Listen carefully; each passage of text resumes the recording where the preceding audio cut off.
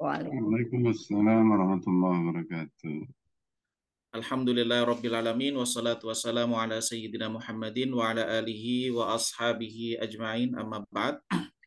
Bapak Ibu sekalian yang saya hormati, Alhamdulillah di kesempatan pagi hari ini, di hari Kamis kita bisa bertemu kembali dengan kajian rutin kita, sesi sharing, diskusi, kopi hangat.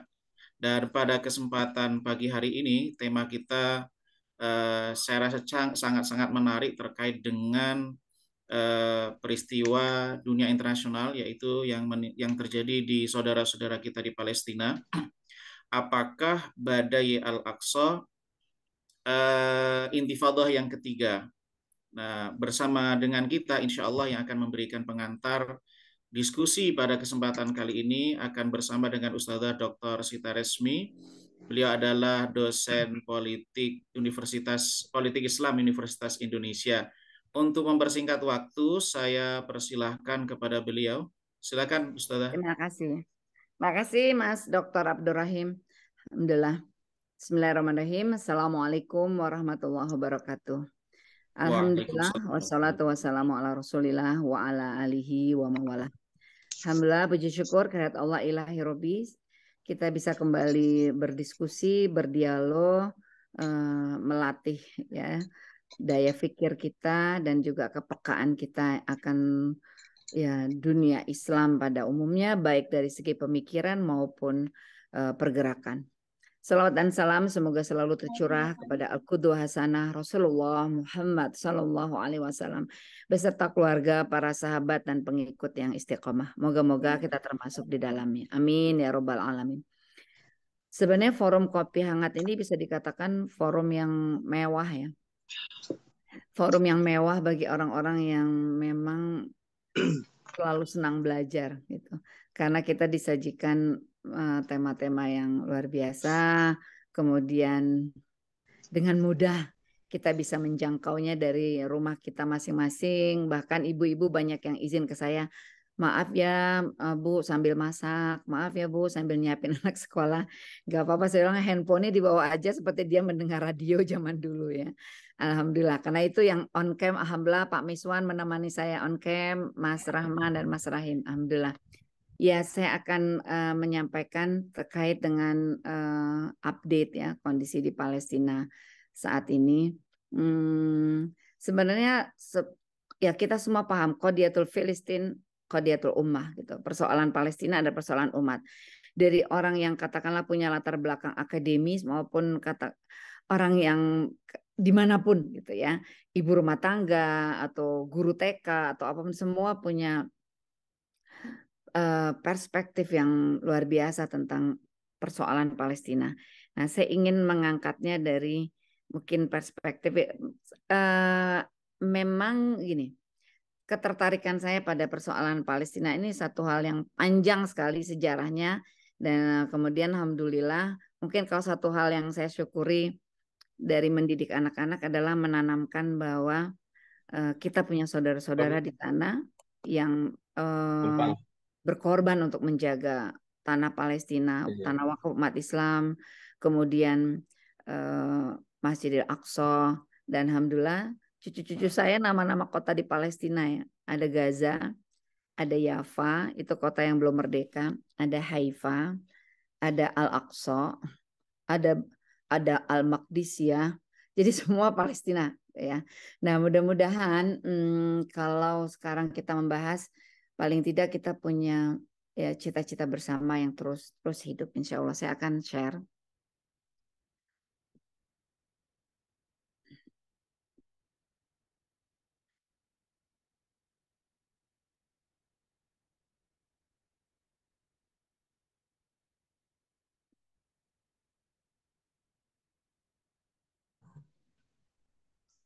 Ya, nampak ya Mas Rahim? Ya. Nampak Ustaz? Ya, alhamdulillah. Jadi kita perlu terus katakanlah menajamkan basirah Islamiyah kita, karena saya melihat ya dalam dunia globalisasi saat ini The world has turned into small village. Dunia berubah jadi desa kecil sehingga proses saling mempengaruhi, proses saling silang arus informasi ya bisa membuat katakanlah ya kebingungan atau ada bias dan seterusnya. Kita coba untuk membahasnya dengan lebih jernih gitu ya, dengan lebih tenang dan kemudian apa yang bisa kita lakukan. Jadi kita semua sama-sama tahu tentang peristiwa Sabtu 7 Oktober ya, dini hari. Tufanun al-Aqsa atau Taufan al-Aqsa atau Badai al-Aqsa gitu ya.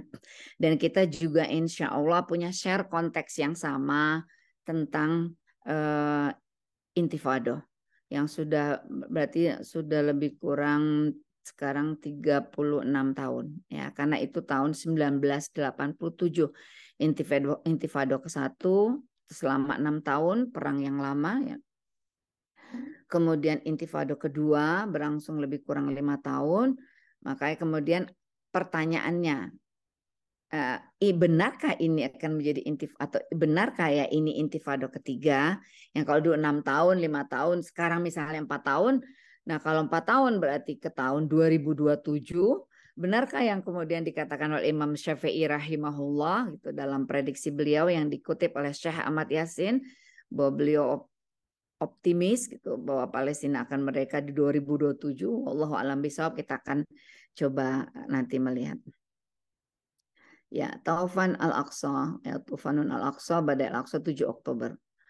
Jadi ini merupakan sebenarnya kembali seperti intifado, gerakan perlawanan ya. Salah satu usaha mengakhiri kejahatan Zionis gitu terhadap hak-hak rakyat Palestina yang mayoritas beragama Islam. Sebenarnya seluruh dunia tahu gitu penjajah Israel ya. Jadi di PBB juga kalau kita lihat ada ininya, itu mereka tuh bukan legal state gitu ya. Sebentar saya lihat di sini. Nah, cuma memang kemudian kita lihat dunia seolah-olah yang mendiamkan sejak mereka berdiri tahun 1948. Dan ada profesor di Amerika yang sampai dipecat ya dari kampusnya hanya karena dia mengatakan Holocaust adalah kerjasama justru pemimpin-pemimpin Zionis ya, Israel atau Yahudi justru bukan paling tidak melakukan pembiaran terhadap peristiwa terbunuhnya 6 juta rakyat Yahudi atau orang Yahudi di Camp Auschwitz ya. Kalau kita lihat. Jadi kalau kita pakai data dari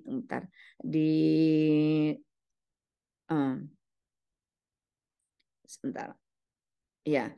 Jadi sebenarnya kaitan dengan peristiwa penyerangan terhadap Gaza kemarin ya, serangan baliknya itu, PBB juga sudah mengatakan bahwa penjajahan sejak dulu ya unlawful under international law.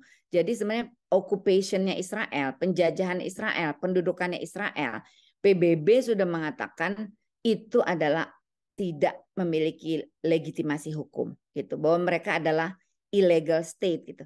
Tapi itu cuma katakanlah omdo lah gitu ya, cuma omong doang gitu. Karena kemudian selalu ada negara-negara yang akan memveto. Nah, sebenarnya peristiwa kemarin itu adalah wake up call gitu bagi dunia. Karena sama seperti dulu kalau kita bandingkan dengan sejarah kemerdekaan Indonesia, setelah Indonesia memproklamirkan kemerdekaan pada 17 Agustus 1945, lalu kita tahu tentara kerajaan Belanda ya membonceng tentara sekutu, melakukan agresi lagi dan kemudian bicara di PBB gitu, nggak ada itu Indonesia merdeka seperti itu. Maka kemudian terjadilah perlawanan ya merdeka atau mati gitu di rakyat Indonesia. Nah ini sama, tiba-tiba Netanyahu ya Benjamin Netanyahu itu bicara di PBB bahwa ketika dalam rangka normalisasi hubungan dengan Arab Saudi ya dan juga dengan Qatar ya, sebelumnya kan dengan Yordan sudah, dengan Uni Emirat Arab sudah. Dia mengatakan Timur Tengah yang damai adalah Timur Tengah dengan Israel saja, without Palestine gitu ya. Nah, jadi ini kemudian wake up call bahwa kami ini masih ada dan bahwa kami terus berjuang itu untuk merdeka. Salah satu mujahidin Gaza yang mengatakan Tufan Al-Aqsa is a well prepared operation from Hamas. Jadi dia sebenarnya ini satu hal yang sejak pelecehan, kemudian pembunuhan banyak ya pada saat peristiwa 2021, sebenarnya memang Israel juga sudah merencanakan peperangan gitu. Sehingga akhirnya ya siapa yang lebih dulu gitu. Bahwa akhirnya memang ini sudah dipersiapkan dengan sangat cermat dan terjadinya sebenarnya pada memang critical time pada saat hampir terjadi normalisasi hubungan Arab Saudi dengan Israel dimediasi oleh Amerika Serikat, dan Menlu-nya itu juga akan datang ke Indonesia November benarnya ya, Menlu-nya Amerika, dan akan menggagas hal yang sama karena Indonesia adalah negara dengan mayoritas populasi Muslim terbesar di dunia. Jadi benar-benar menjadi sorotan bahwa sampai sekarang Indonesia tidak punya hubungan diplomatik dan artinya tidak mengakui gitu ya, memang illegal state ya yang sebenarnya adalah penjajah ya Israel. Dan kemudian kembali dia mengatakan ini wake up call to ummah and to the world gitu. Jadi wake up call adalah ya panggilan untuk menyadarkan gitu. We are waiting ummah gitu ya untuk menolong kemerdekaan kami, dan tentu saja pertolongan dari Allah. Mahathir Mohamad ya, tokoh yang terkenal vokal juga ya, dia mengatakan bahwa dia menegaskan bahwa lebih dari 70 tahun Palestina dijajah gitu, tiap hari Israel tuh membunuhin, bahkan bayi-bayi dibunuhin dengan dalih ini sebelum jadi teroris nantinya. Jadi lebih baik mereka dipastikan untuk tidak tumbuh besar nanti menjadi teroris. Kemudian ya Mahathir mengatakan siapa yang berani mengatakan bahwa mereka teroris atau tidak? Kenapa kalau memang katakanlah di negara yang memberlakukan apartheid gitu ya, bahwa warga Muslim, Arab, Palestina di daerah yang bukan Gaza dan tepi barat Yordan adalah warga kelas 2, perlakuannya pun sangat buruk. Ya kenapa tidak ditangkap dan tidak diadili saja kayak gitu ya. Kalau memang itu tuduhan teroris. Kemudian juga dia membicarakan tuduhan Hamas sebagai organisasi teroris gitu. Padahal menurut Mahathir Mohamad, ini mungkin kalau kita lihat kembali, lihat komparasinya dengan Indonesia, kita juga dulu belajar sejarah mungkin dari buku yang bisa jadi memang harus dikoreksi atau apa, karena penetapan Tuanku Imam Bonjol, Pangeran Diponegoro, semua itu menjadi pahlawan kan kemudian gitu ya. Tetapi dulu belajarnya pemberontakan Imam Bonjol 1825, 1830 gitu ya. Nah, itu melawan siapa? Pemerintah Hindia Belanda. Dan kita tahu siapa yang masuk pertama ke Indonesia itu adalah company-nya itu, company. Ya, company atau VOC itu adalah Yahudi Belanda gitu. Sebelum kerajaannya duluan, belum kerajaannya menganeksasi atau menjajah, sebenarnya sudah lebih dulu pengusaha-pengusaha Yahudi Belanda itu yang masuk ke Indonesia, ya mendirikan tadi company. Ya, nah kemudian Pak Mahathir ini mengatakan ya Hamas itu adalah gerakan perlawanan dari rakyat yang tertindas, yang sudah putus asa, nggak mendapatkan advokasi dari dunia, nggak ada yang kemudian membela mereka di PBB. Setiap kali ada suara-suara membela mereka atau mengajukan resolusi untuk mengutuk Israel, segera diveto gitu ya oleh negara-negara pemilik veto. Karena itu Erdogan pernah mengatakan harus ada PBB baru tanpa hak veto gitu. Karena seolah-olah PBB jadi memiliki 5 negara itu saja gitu. Nah, kemudian kita melihat bahwa negara-negara yang katanya bicara Declaration of Human Rights gitu ya, Amerika atau Perancis yang bicara fraternité, liberté, égalité, itu semua diam saja menyaksikan kekejaman penjajahan itu. Jadi menurut Pak Mahathir ini wajar dong apa yang dilakukan oleh Hamas gitu. Mereka itu mencoba merebut kembali kemerdekaan mereka dari penjajah. Dan bahkan kita lihat ya, banyak ilmuwan-ilmuwan Amerika yang cukup objektif ya, seperti Edward Said, Noam Chomsky, juga dia mengatakan bahwa ini sih bukan perang gitu, tapi genosida gitu, tapi murder, pembunuhan. Kenapa? Ya karena benar-benar tidak bisa dibandingkan. Kalau dulu Intifada dimulai dengan 1987 dengan batu-batu yang dilemparkan oleh anak-anak muda ya, maka kemudian sekarang mungkin memang sudah meningkat menjadi roket dan seterusnya. Tapi tetap saja tadi ya, kalau kata ini unparallel gitu, tidak paralel. Nah, kemudian Pak Mahathir Mohamad ini kembali bicara tentang kenapa ada labeling teroris pada Hamas gitu.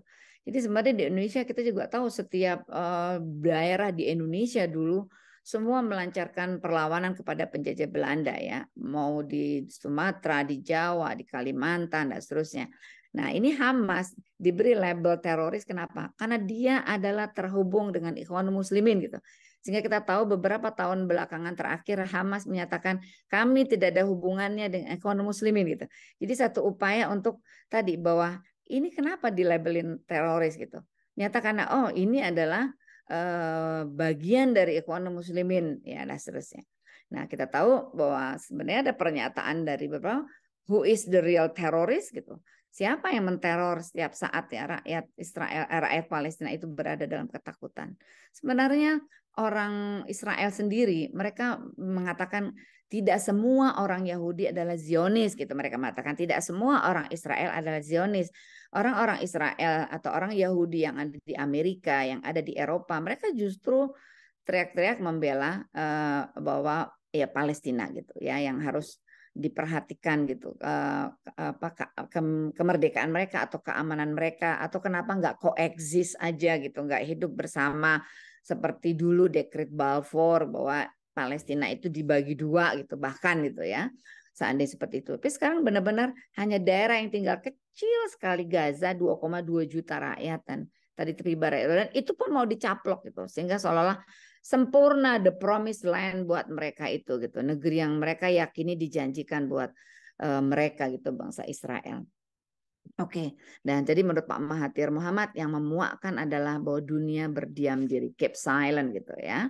Makanya kemarin Tufanun Al-Aqsa ini satu hal yang berhasil adalah saat ini trennya gitu ya, tren dunia adalah mereka mayoritas hampir semua membela Palestina kecuali Prancis, kecuali Amerika, kecuali beberapa negara Eropa itu pun pemerintahannya. Tapi rakyatnya semua mendukung Palestina. Ya, oke. Presiden Turki Erdogan juga mengatakan kami menentang penjajahan, nggak ada tempat untuk penjajahan, kami nggak akan membiarkan satu upaya untuk ya mengikis sejarah, menghapuskan sejarah. Juga di situ ada masjid kiblat kami pertama. Kemudian dia juga mengingatkan coba tahan diri dulu.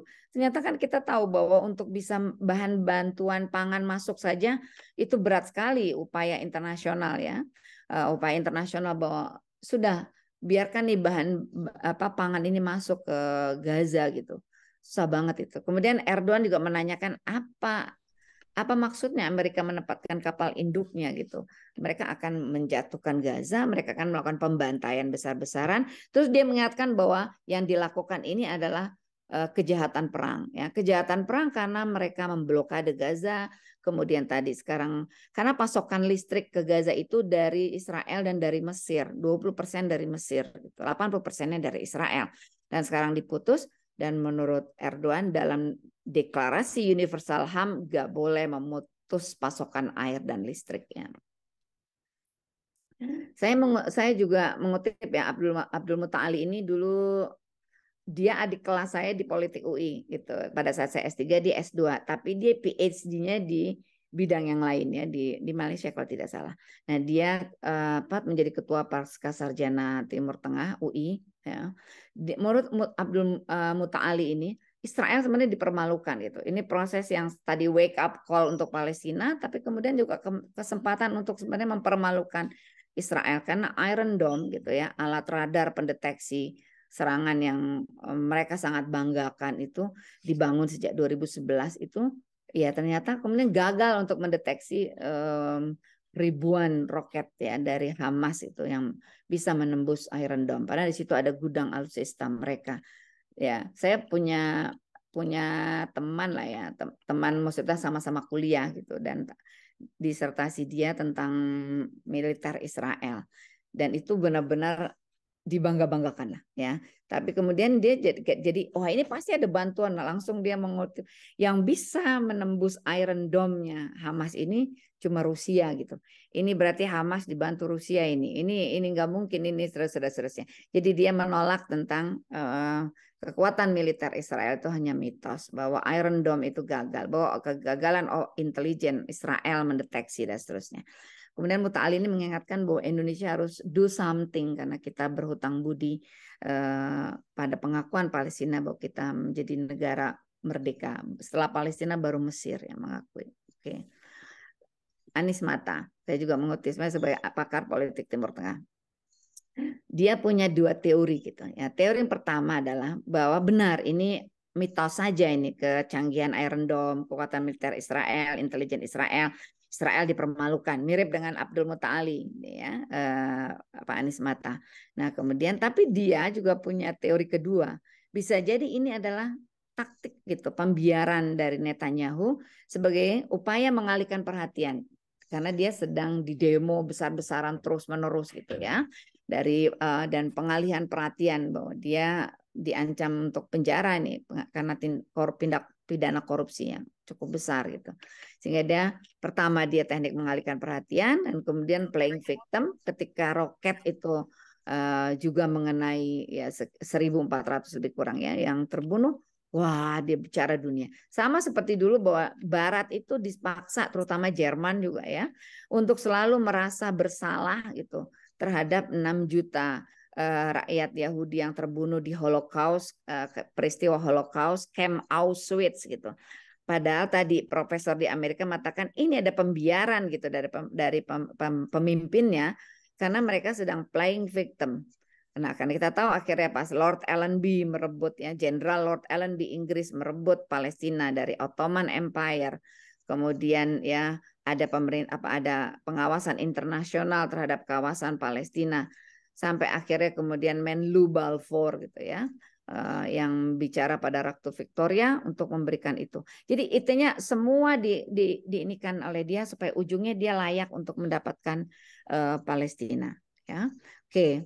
Padahal dalam beberapa tahun terakhir ini luar biasa provokasi terhadap umat Islam ya, menodai Masjid Al-Aqsa dan seterusnya.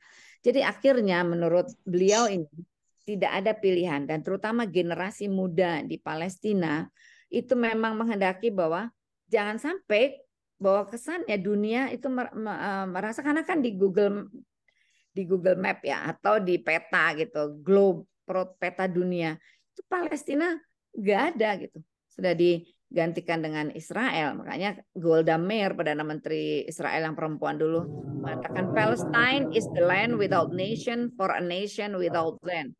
Palestina adalah negara tanpa bangsa. Jadi selama ini dianggap bukan bangsa itu yang ada di situ.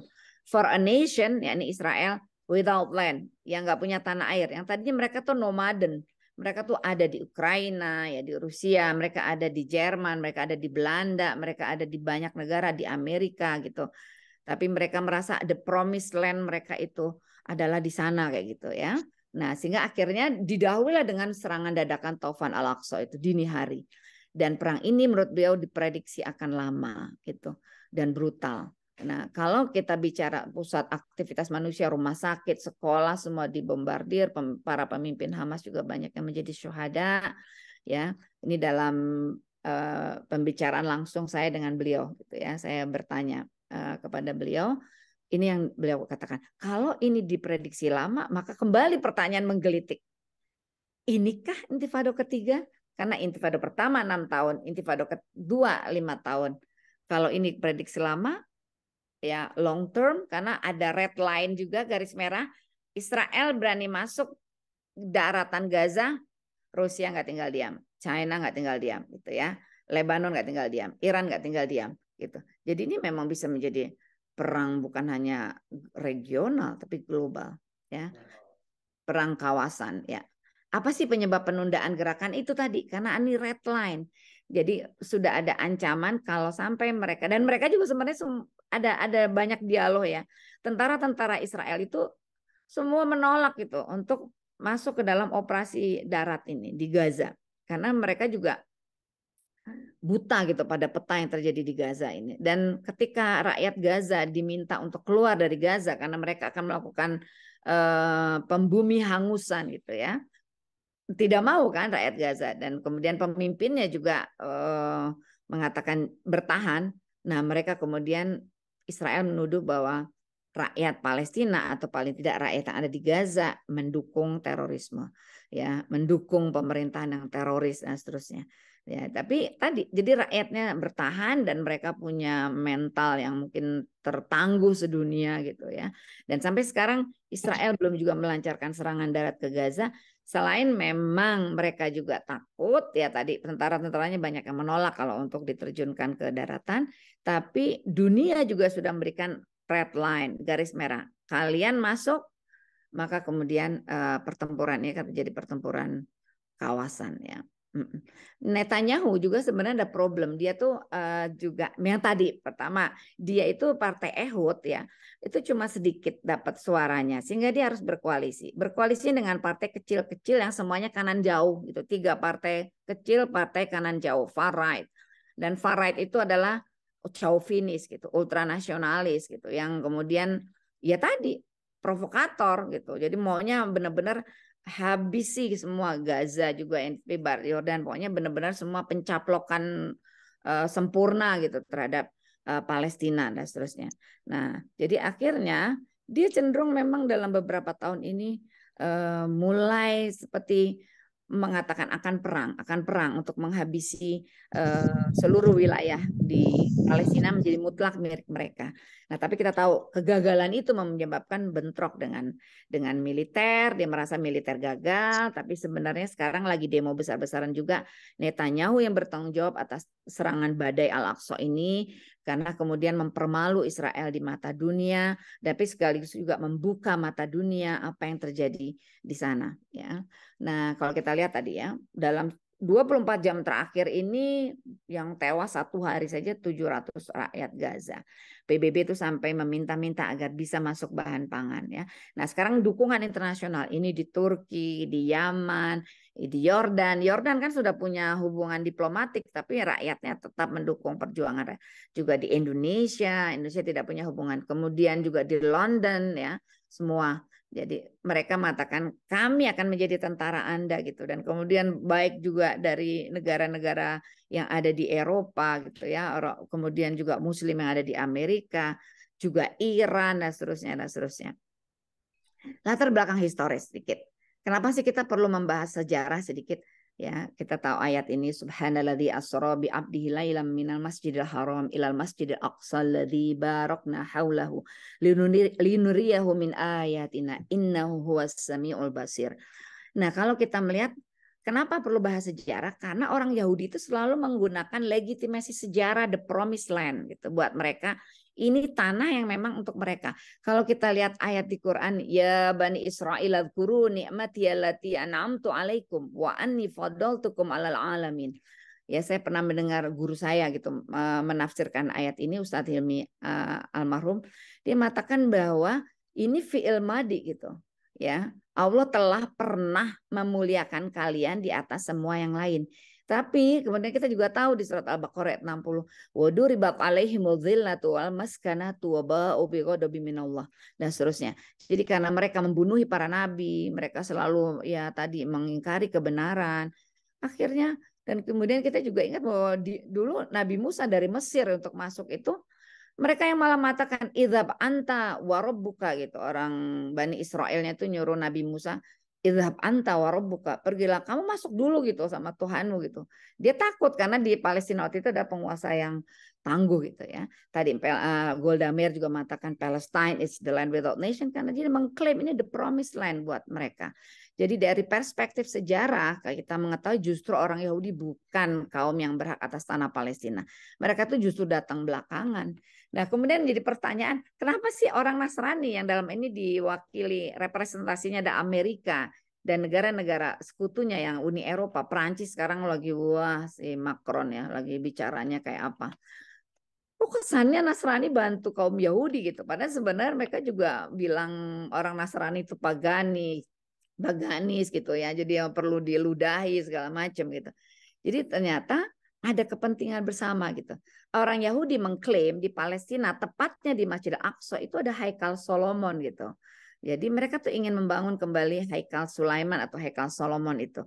Nah, yang Nasrani mereka juga meyakini kalau Haikal Sulaiman itu terbangun saat itu turun Nabi Isa gitu. Nah, jadi mereka akan memimpin umat Nasrani ini menguasai dunia. Jadi ada titik temu keyakinan mereka terkait Haikal Solomon atau Sulaiman yang ada di lokasi Masjid Al-Aqsa kayak gitu. Nah, sebentar kita sudah tahu ya keyakinan umat Islam. Nah, kalau kita lihat perjalanan sejak dulu. Yerusalem atau Al-Quds memang kota suci bagi 3 agama besar, ya. Artinya perjalanan berikutnya Yerusalem, Al-Quds, Elia dan seterusnya. Kota ini juga kota para nabi, Al-Ardul Anbiya. Nabi Muhammad SAW juga pernah menginjakkan kakinya gitu ya dari Al-Quds menuju Sidratul Muntaha, Isra Mi'raj. Tapi waktu itu belum menjadi wilayah Islam pada masa Nabi Muhammad, baru di masa Umar bin Khattab. Nah, Umar bin Khattab itu merebut Palestina gitu dari Kristen gitu, dari kekuasaan Bizantium gitu pada saat itu. Nah, jadi Umar kemudian setelah menduduki, membiarkan orang Kristen itu dengan salibnya, juga membiarkan orang Yahudi. Bahkan ketika terjadi konflik lagi 2007 atau apa, mereka selalu mengingat kenapa kita tidak memakai lagi piagam Umar gitu, yang mengatur kehidupan ya coexistence antara orang yang hidup di sana gitu ya. Oke. Kemudian Umar menata kembali tadi Al-Quds setelah merebutnya ya pada tahun 691. Dome of Rock atau Qubatus Sokhroh juga dibangun. Jadi peristiwa pembebasan Al-Quds adalah peristiwa penting dalam sejarah Islam. Nah, tahun 2012 ketika ada konflik, orang mikir harusnya ya diberlakukan lagi solusi ala Umar bin Khattab. Kalau kita lihat kembali ya, habis Umar bin Khattab direbut oleh Salahuddin, diambil lagi oleh orang Kristen, direbut lagi oleh Salahuddin Al-Ayyubi. Jadi Kristen diambil Umar, dikuasai Kristen lagi, direbut oleh Salahuddin Al-Ayyubi. Lalu masa dinasti Utsmani 7 abad gitu ya. Tak direbut Yahudi. Nah, di Yahudi ini sekarang sudah direbut Kristen dulu sih. Kristen yang merebut dulu Inggris, tapi diberikan ke Yahudi. Jadi kalau direbut Inggris itu dari tahun 1917, kemudian diambil menjadi negara Israel itu 1948 gitu. Nah, sampai sekarang 70 lebih ya, 75 tahun sudah dikuasai oleh Yahudi gitu. Saya mewawancarai Profesor Mehmet Ali Behan. Saya bertemu langsung dengan guru besar ilmu sejarah ya.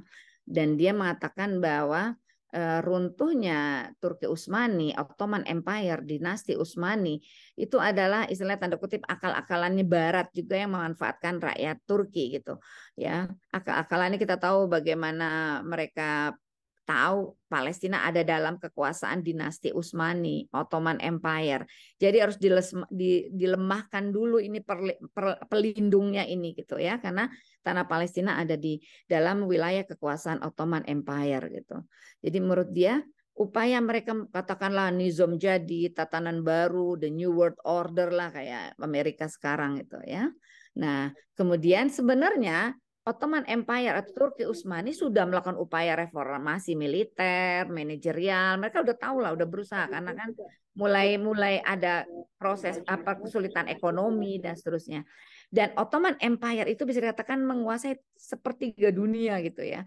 Asia, Eropa, Afrika, dan banyak kabilah, banyak suku, juga banyak agama.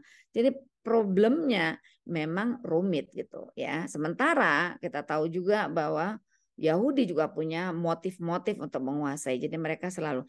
Kalau itu Turki Utsmani itu memang the fertile crescent, daerah bulan sabit yang subur. Jadi daerah-daerah lembah subur Mesopotamia, Efrat, Tigris. Kalau kata buku Ibnu Khaldun Mukadimah itu daerah ring 1. Ya kalau istilahnya ini the fertile crescent, daerah bulan sabit yang subur. Jadi memang menjadi sasaran lah. Nah, Theodor Herzl itu adalah orang Yahudi yang karena kita tahu ya sultan yang termasuk terakhir tapi cukup fenomenal Sultan Abdul Hamid II gitu ya di masa-masa menjelang keruntuhan Turki Utsmani. Nah, Theodor Herzl ini berusaha untuk menemui, dia tokoh Yahudi ya. Jadi ceritanya dia mau seolah-olah cara damai nih menguasai Palestina, bukan dengan perang dulu sebelum manfaatin nantinya Inggris gitu ya. Jenderal Allenby merebut Palestina. Jadi dia mau mengatasi bantu masalah finansial Turki Utsmani, mungkin terjadi inflasi lah gitu ya. Karena memang kantong finansial sudah di tangan Yahudi. Jadi ini Yahudi yang termasuk tadi company yang ke Indonesia ya Yahudi Belanda gitu. Di Jerman kenapa terjadi seperti itu? Karena Jerman kan menganut chauvinis, ras Arya. Tapi yang menguasai ekonomi waktu itu adalah pengusaha-pengusaha Yahudi gitu di Jerman ya. Nah, dia oke, saya akan bayarkan hutang kalian, saya akan kendalikan misalnya media gitu dia bilang. Mereka juga menawarkan kami akan bantu meredakan separatis Armenia. Dan hebatnya kita tanda kutip ya, kompensasi 3 proyek besar itu cuma satu aja katanya kompensasinya. Kami boleh ikut berdiam gitu. Numpang bertani, numpang berternak gitu. Susah buat mereka tuh masuk ke tanah Palestina yang ada dalam kawasan Ottoman Empire. Tapi Sultan Abdul Hamid II, kalian boleh tinggal di negeri sini, sebelah sini, sebelah sini, sebelah sini, tapi tidak Palestina. Jadi ya mereka bisa migran di mana aja kecuali itu. Sampai akhirnya kemudian media mereka mengatakan selama Sultan Abdul Hamid II masih berkuasa mereka tidak akan bisa menguasai Palestina. Lalu mereka bikin proyek 50 tahun ke depan kami akan menguasai, dan 50 tahun kemudian dari 1908 memang 1948 akhirnya mereka mendirikan illegal state gitu, negara Israel. Oke, sekarang Hamas sedikit. Dalam perspektif ilmu politik, tadi yang Pak Mahathir mengatakan, saya nggak enak ngomongnya Mahathir doang ya, Bapak Mahathir orang umur 90 tahunan. Pak Mahathir mengatakan bahwa siapa bilang gitu Hamas teroris? Itu adalah gerakan perjuangan kemerdekaan, ya kayak gerakan perjuangan kemerdekaan tentara veteran gitu di Indonesia dan seterusnya. Dia mengatakan bahwa itu adalah upaya yang natural gitu dari rakyat untuk memperoleh kemerdekaan. Tapi kalau dari perspektif ilmu politik, jadi memang sudah menjadi political party gitu. Bukan kalau dalam perspektif HI, mereka masih menyebut jadi ya para pakar HI gitu, tokoh-tokoh ilmuwan HI masih menyebut Hamas non-state actor. Jadi dia adalah aktor yang bukan pemerintah. Dan kalaupun mereka sekarang kan mereka menang election, mereka menjadi pemerintahan di Gaza, itu illegal government menurut mereka, illegal state. Jadi ya maling teriak maling gitu. Dia yang illegal state, tapi dia mengatakan Hamas illegal state itu di Gaza gitu, ya. Nah, jadi mereka mengatakan bahwa kenapa dia dianggap sebagai organisasi non pemerintahan, aktor non state itu non state aktor, dan dia punya hubungan dengan organisasi transnasional Ikhwan Muslimin gitu ya. Padahal sebenarnya IM atau Ikhwan Muslimin juga mengklaim dirinya moderat, konstitusional gitu. Mereka menempuh jalur-jalur legal gitu ya. Nah, cuma Inggris nggak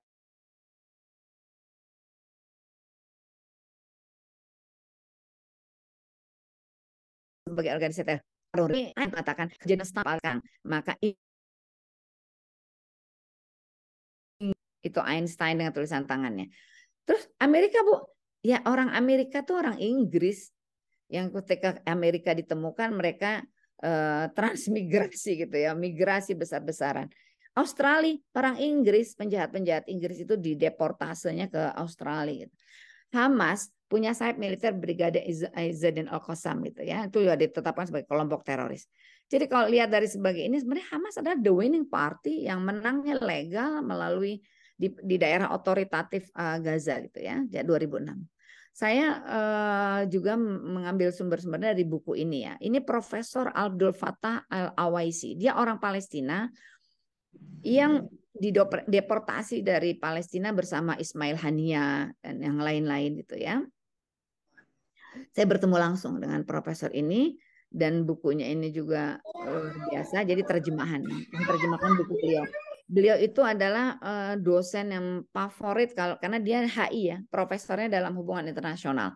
Jadi satu profesor yang HI yang melihat Hamas bukan sebagai non-state actor gitu ya, tetapi benar-benar satu ya legitimate gitu ya political party beliau. Dan beliau mengatakan bahwa IM Ikhwan Muslimin itu punya kontribusi yang besar dalam menggagas awal perjuangan pembebasan Palestina.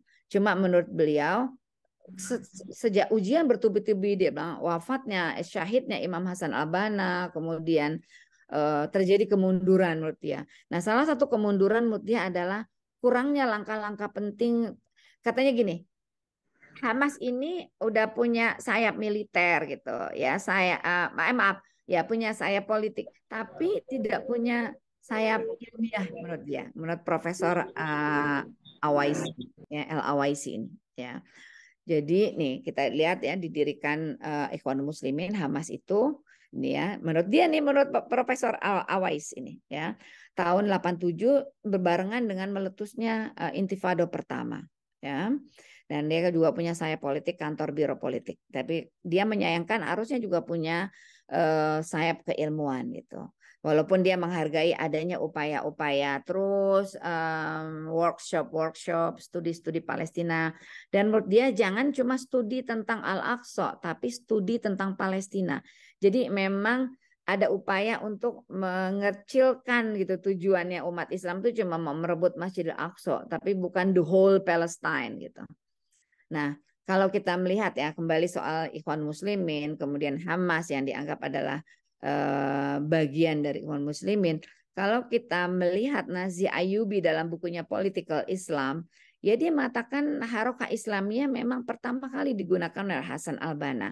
Ya, tetapi dia mengatakan itu satu hal yang sah-sah aja, itu Islam politik kata dia gitu. Dan Ayyubi juga menyamakan gerakan Islam dengan terminologi Islam politik ya, Nazi Ayyubi. Dan ini digunakan juga oleh Olivier Roy gitu. Kalau dia bicara Islam politik ya itu Harokah Islamiyah gitu. Oke. Nah, sekarang kita lihat kemenangan Hamas. Jadi tahun 2006 ya untuk pertama kali Hamas istilahnya menyalip Fatah gitu. Dan kemudian Ismail Haniyeh sempat menjadi Perdana Menteri. Oke, sekarang ke Intifada. Saya singkat-singkat aja. Intifada 1 dan 2. 35 tahun Intifada. Kalau 2002 ya, 22 ya. Sekarang 2023 berarti 36 tahun Intifada. Tak ingat ya. Ini gambaran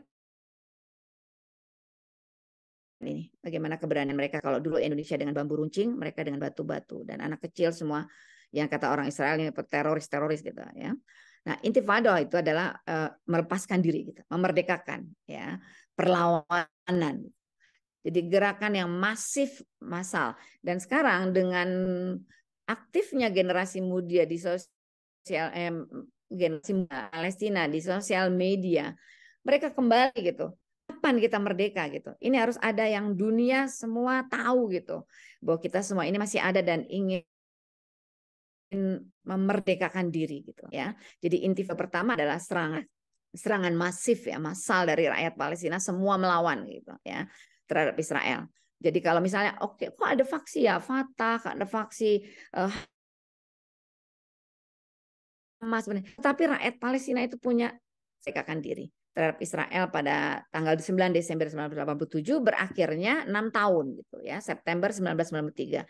Pemberontakan itu dimulai dengan di kemahnya pengungsi Jabalia. Jadi mereka itu tahu kalau mereka keluar mengungsi seperti yang selalu disuruhkan dipatok tanahnya, mereka keluar mengungsi.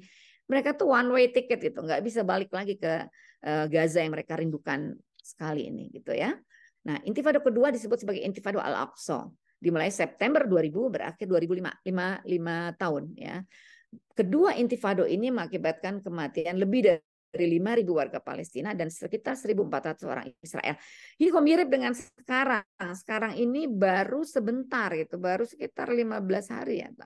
Tanggal 7 ya, kemarin tanggal 7, sekarang tanggal 25, 26, 7, 19 ya. Sudah segini korbannya ya. Oke.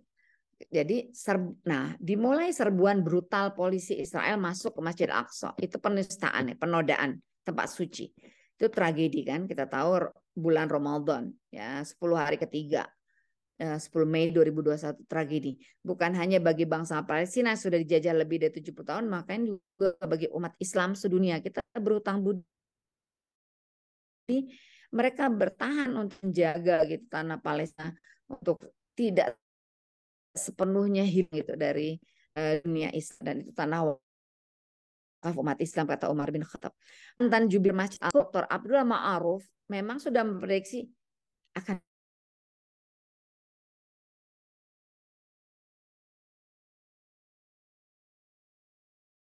pada Israel gitu. Mereka udah nggak peduli itu tentara Israel, polisi Israel.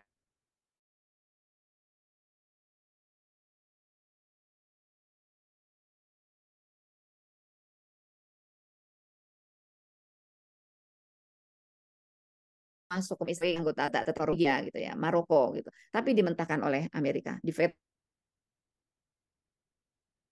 oleh Amerika. Palestina juga mendapatkan dukungan dari negara-negara Islam Indonesia. Indonesia, Arab Saudi, Turki gitu ya. Mereka mengecam bahwa serangan brutal polisi Israel ke Masjid Al-Aqsa terorisme. Jadi apa yang terjadi sekarang memang adalah awalnya sudah dimulai di 2021 ini. Ya semua mengecam ini bahwa seperti itu, tapi apakah dukungannya itu kemudian menguat gitu perjuangan? Kemarin kok bisa-bisanya Netanyahu bicara di PBB buat there is no Palestine gitu. Ya, jadi wajah Timur Tengah yang damai adalah wajah Timur Tengah tanpa Palestina. Hanya dengan Israel. Itu ya. Nah, karena Inggris dan Amerika memiliki hak veto, maka mereka kemudian ya sudah tidak jadi ini resolusinya tidak menjadi action gitu ya. Nah, jika melihat intifado kedua juga dipicu kejadian Al-Aqsa 2000 sampai 2005, meletusnya intifado 3 diprediksi oleh Dr. Ma'aruf tadi juga karena insiden di Masjid Al-Aqsa 2021 Ramadan itu ya. Dan penjajahan Israel ini sudah berlangsung lebih dari 70 tahun sampai saat ini satu-satunya bangsa yang belum merdeka hanyalah Palestina. Dan tadi generasi muda Palestina mereka juga melek dengan sosmed yang luar biasa. Sekarang mereka bisa melihat informasi satu negara yang belum merdeka adalah negara mereka ya. Nah, kalau kita lihat sedikit abad ke-7 Umar bin Khattab 638 sampai 1099 merebut Palestina dari Bizantium Kristen. Abad ke-11 selama 88 tahun dikuasai lagi oleh pasukan salib dalam perang salib. 2 Oktober 1187 Salahuddin Al-Ayyubi merebut kembali Palestina dalam perang Hattin pas 27 Rajab kayak Mi'rajnya Rasul. Nah, abad 20 direbut Inggris ya, direbut Nasrani lagi gitu, direbut Nasrani setelah 7 abad di tangan umat Islam gitu ya. Nah, tapi dengan melalui deklarasi Balfour Menlu-nya Inggris diberikan ke Yahudi. 14 Mei 48 negara penjajah Israel berdiri. Illegal state, tapi sampai sekarang dia dianggap negara. Apakah badai Al-Aqsa adalah intifada ketiga? Saya jadi teringat perkataan Imam Syafi'i rahimahullah. Ya, dan ini dikutip oleh Syekh Ahmad Yasin. Ya, dia meyakini dan negara Indonesia negara yang mazhabnya mayoritas Imam Syafi'i. Ya, bahwa Palestina diprediksi akan merdeka tahun 2027. Ketika bicara ini mereka masih intifado awal 1987 gitu. Ya. Dan kita mungkin yang saat ini masih hidup akan tercengang-cengang. Wah. Bahwa bisa saja itu satu hal yang terjadi bahwa kita menjadi saksi mata. Itu ya yang pengantar saya, mudah-mudahan kita bisa buka dengan diskusi. Saya tutup dulu. Stop share. Saya mau share sedikit ada video ya yang kemudian Mas sedikit ya Mas Rahim yang membuat saya sebelumnya saya benar-benar sampai menangis karena melihat ketika Ibrahim pemuda Gaza kemarin syahid, ibunya itu ikut mengusung kerandanya tapi sambil senyumnya senyum lebar, itu saya nangis banget. Kok bisa ya ada seorang perempuan hebat sekali, dan Ibrahim ini ketika selalu ditanya kamu nggak nikah, kapan nikah? Pengantin saya di surga. Jadi dia sudah memang punya ini banget bahwa dia akan menjadi syuhada gitu ya. Saya mau lihat ada seorang anak yang dia itu terluka dan diobati dan kemudian dia sujud syukur. Oh, mana ya? Lupa ininya. Udah dia berdiskusi dulu deh. Saya belum ketemu. Tetap Mas. Oke. Terima kasih Ustazah Dr. Sita Resmi atas pemaparan yang disampaikan, memberikan kepada kita wawasan, memberikan kepada kita gambaran tentang peristiwa mulai dari perjuangan rakyat Palestina hingga situasi yang saat ini terjadi. Ini bukunya, nanti bukunya saya akan ngasih Rahman Rahim. Oke. Jangan ngiri ya yang lain. Ya, berikutnya kita buka sesi untuk diskusi. Ini sudah yang angkat tangan. Ada yang raise hand. Mas Bustomi menggugat. Silakan Mas Bustomi. Videonya dibuka. Mas Bustomi melawan ini. Intifado. Menggugat atau melawan? Melawan ini Intifado. Ya, videonya Ustaz. Ya, Mas. Saya kok nggak pernah lihat mukanya ya. Bustomi.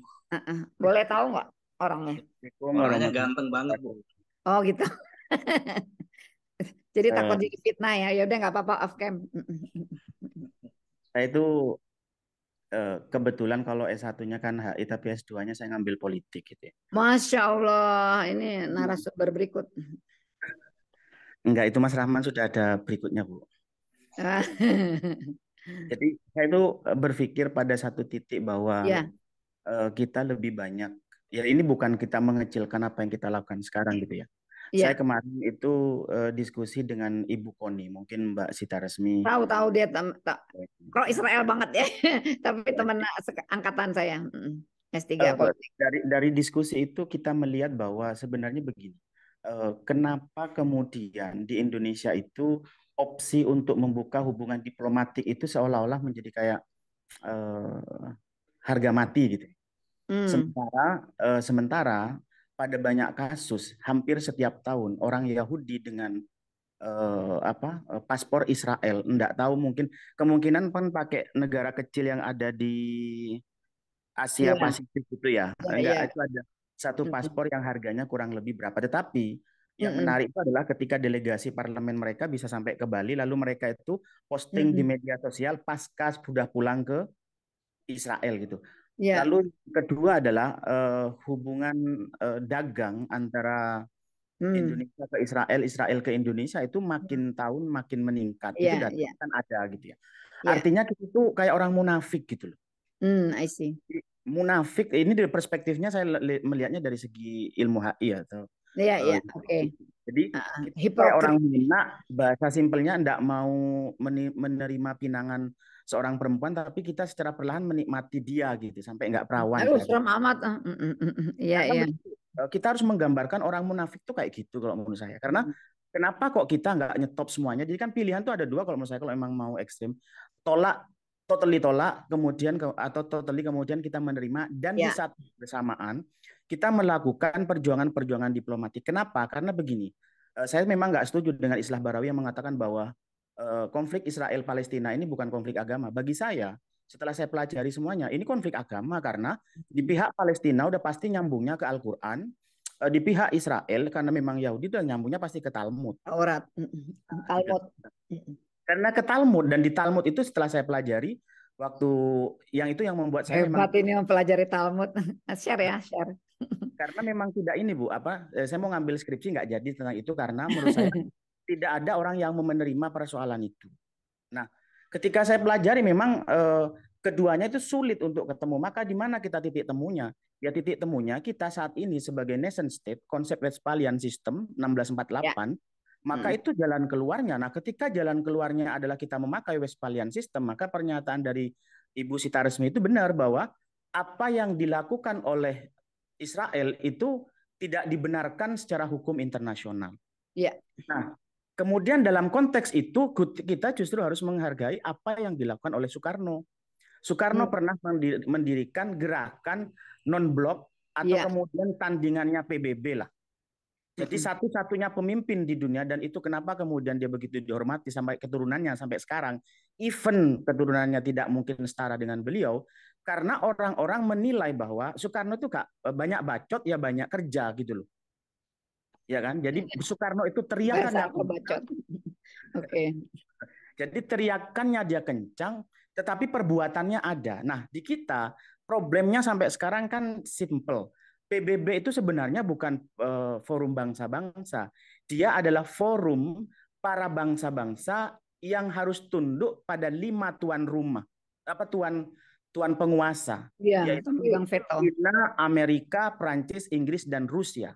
Di mana kelimanya ini memiliki hak veto yang kalau ada apa-apa, satu saja nggak setuju, nggak jadi. Gitu.